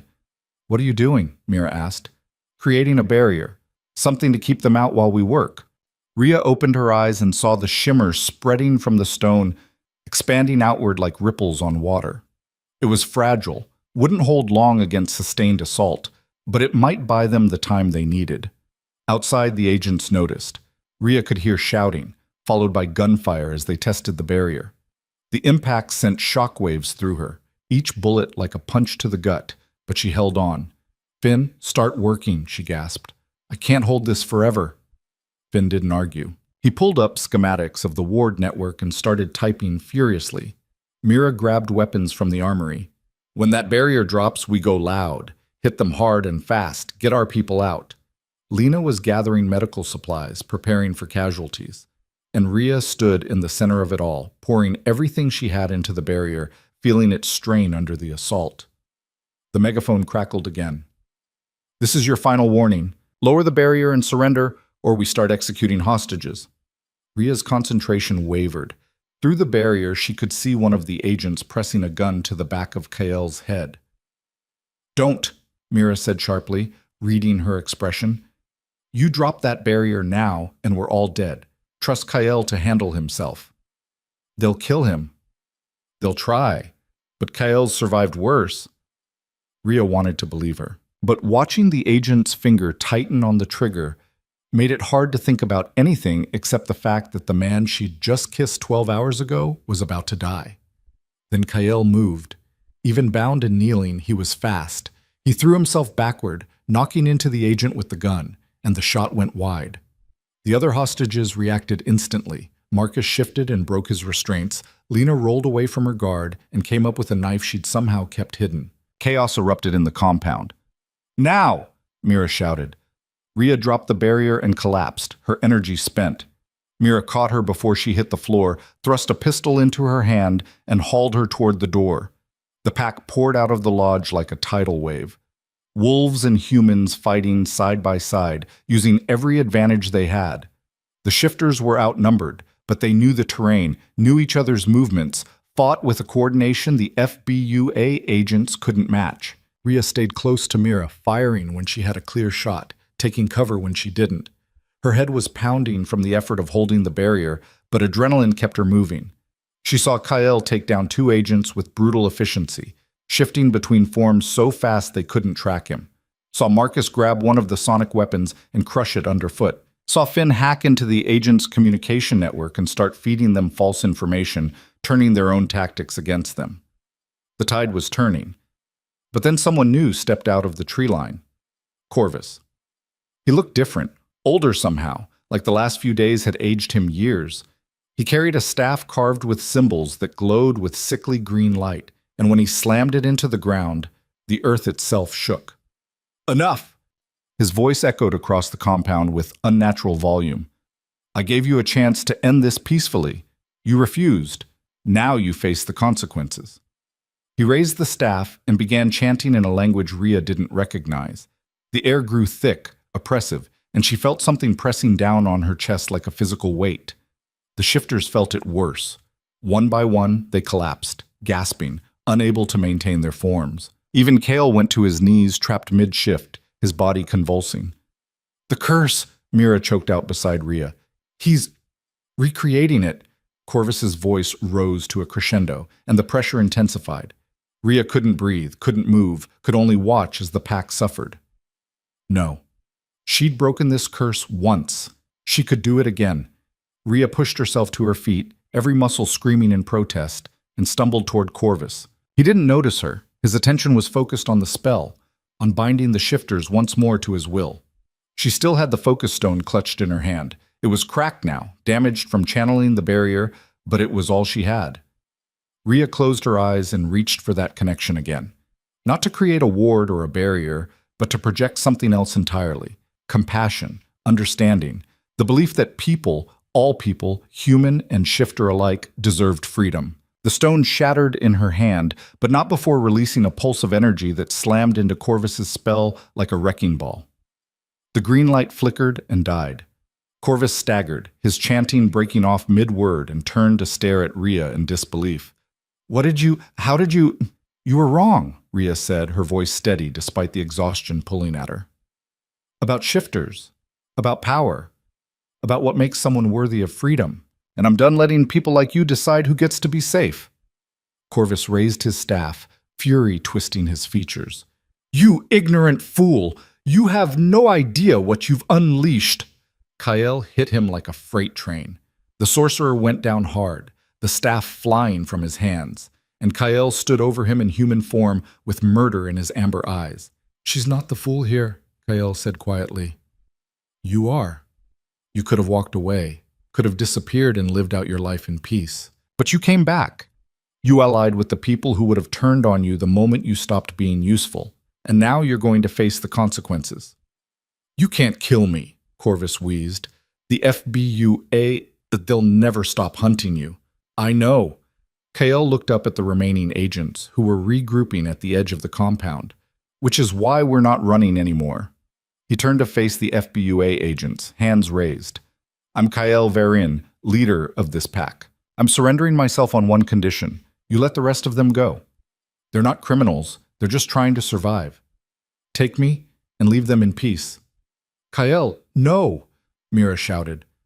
But before anyone could move, one of the agents stepped forward. He was older than the others, gray-haired and weathered, with insignia that marked him as the commanding officer.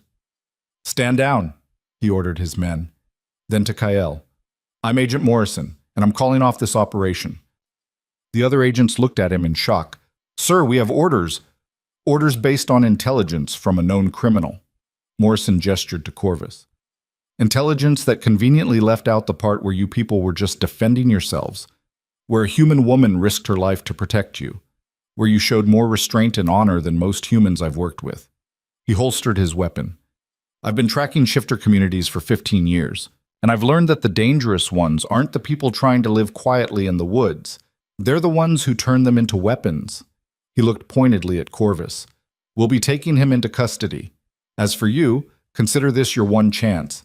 Stay off our radar, and we'll stay off yours. Kael stared at him. Why? Because I'm tired of hunting people who aren't the real threat. Morrison signaled his team. We're leaving. Pack it up. The agents withdrew, taking Corvus with them in restraints. The sorcerer didn't resist, just shot one last venomous look at Rhea before being shoved into an armored vehicle. And then they were gone, and the compound was silent except for the sound of the pack catching their breath. Rhea's legs finally gave out. She sat down hard in the snow, her entire body shaking, and felt Kael's arms wrap around her. You saved us, he said quietly. Again. I think we're even now, Rhea managed. Kael laughed, raw and relieved and edged with exhaustion. Not even close. The pack gathered around them, bloodied and bruised but alive. Mira was helping Marcus walk, his leg badly injured. Finn had a gash across his forehead. Lena looked shell-shocked but unharmed. They'd survived. Against impossible odds, against better-armed enemies, against magic and government agencies and betrayal. They'd survived because they fought together. What now? Mira asked, looking at the damaged compound. Bullet holes in the walls, broken windows, blood in the snow. Now we rebuild, Kael said. Same as always. The next few weeks were a blur of activity. They repaired the cabins, reinforced the wards, improved the security systems. Agent Morrison had been true to his word. The FBUA left them alone, though Finn insisted on monitoring government communications just in case. Corvus was being held in a maximum security facility designed for supernatural threats. According to Morrison's updates, he'd be there for the rest of his life. The organization he'd been building had crumbled without him, his associates scattering or turning on each other. The pack was safe. Finally, truly safe. Rhea settled into compound life more easily than she'd expected. She learned to cook for Marcus, helped Lena with the spring planting, sparred with Mira until her shoulder healed enough for real training. Finn taught her basic coding so she could help monitor the wards. She was learning what it meant to be part of something bigger than herself. And it was terrifying and wonderful in equal measure. 2 months after the attack, Kael took her back to her old cabin. It looked smaller than she remembered, more isolated. The woodshed had partially collapsed under snow weight, and animals had gotten into her food stores, evidence of a life she'd left behind. "You don't have to sell it," Kael said as they stood on the porch. "You could keep it. Come here when you need space." Rhea looked at the cabin, at the door she'd opened to 2 wolves during a blizzard, at the floor where she'd stitched Mira back together, at the windows she'd stared through for 3 years while telling herself she was safe. "No," she said, "I don't need it anymore. I thought isolation was safety, but it was just another kind of cage. I want to sell it and use the money to help improve the compound, build more cabins, expand the gardens, make room for other shifters who need a safe place." Kael looked at her with something like wonder. "You're sure?" "I'm sure." Rhea took his hand. "I'm not running anymore. I found something worth staying for." They drove back to the compound as the sun set, painting the mountains in shades of gold and crimson. The valley opened before them, and Rhea could see smoke rising from the lodge's chimney, lights in the cabin windows, people moving between buildings. Home. Not the home she'd built in isolation, where safety meant solitude and survival meant silence. This was a home built on trust, on connection, on the radical belief that people could choose compassion over fear, could build something beautiful even in the harshest wilderness. When they pulled up to the lodge, Mira was waiting on the porch with a grin. "Finally," she said, "we were about to send a search party. Dinner's ready, and Marcus made your favorite." Rhea felt warmth spread through her chest. Not magic, not power, just simple human happiness. She'd spent 3 years convinced she'd never feel this way again, convinced that opening herself up to people meant inviting pain. But she'd been wrong. The pain had found her anyway, in the form of a bear and a sorcerer and government agents. Running hadn't protected her. Walls hadn't kept her safe. What had saved her was the choice she'd made on a stormy night to open her door, to let strangers in, to offer help when every instinct told her to hide. That choice had broken a curse, saved lives, and given her something she'd thought was lost forever, a future. That evening, after dinner and stories and too much wine, Rhea found herself on the porch again with Kael. The stars were brilliant overhead, undimmed by city lights, and the forest whispered around them with wind and wildlife. "Do you ever regret it?" Kael asked. "Leaving your old life behind?" Rhea thought about Denver, about the job and the apartment and the version of herself that had existed before everything fell apart. That woman felt like a stranger now, someone she'd been but could never be again. "No," she said honestly. "That life ended the moment I stopped believing I could trust anyone. This life, the one I have now, it started the moment I decided to try again. With 2 wolves bleeding on your porch. With 2 wolves who needed help." Rhea leaned against him, feeling the warmth of his body, the steady rhythm of his breathing. "I didn't save you, Kael. We saved each other." Kael wrapped his arm around her shoulders, pulling her close. "Then let's keep doing that, for as long as we have." "Deal," Rhea said. They stood there as night deepened around them, 2 people who'd been broken and isolated finding wholeness in each other. The mountain wilderness that had once been her refuge was now her foundation, not a place to hide but a place to build from. And somewhere in the distance, a wolf howled, not in warning or threat, but in simple recognition of its own existence under the vast Montana sky. Rhea howled back, clumsy and human, and completely sincere. Kael laughed and joined her, his voice carrying across the valley, and soon the whole pack was howling, a chorus of wild joy that echoed through the mountains and announced to anyone listening that they were here, they were alive, they were free, and they weren't going anywhere.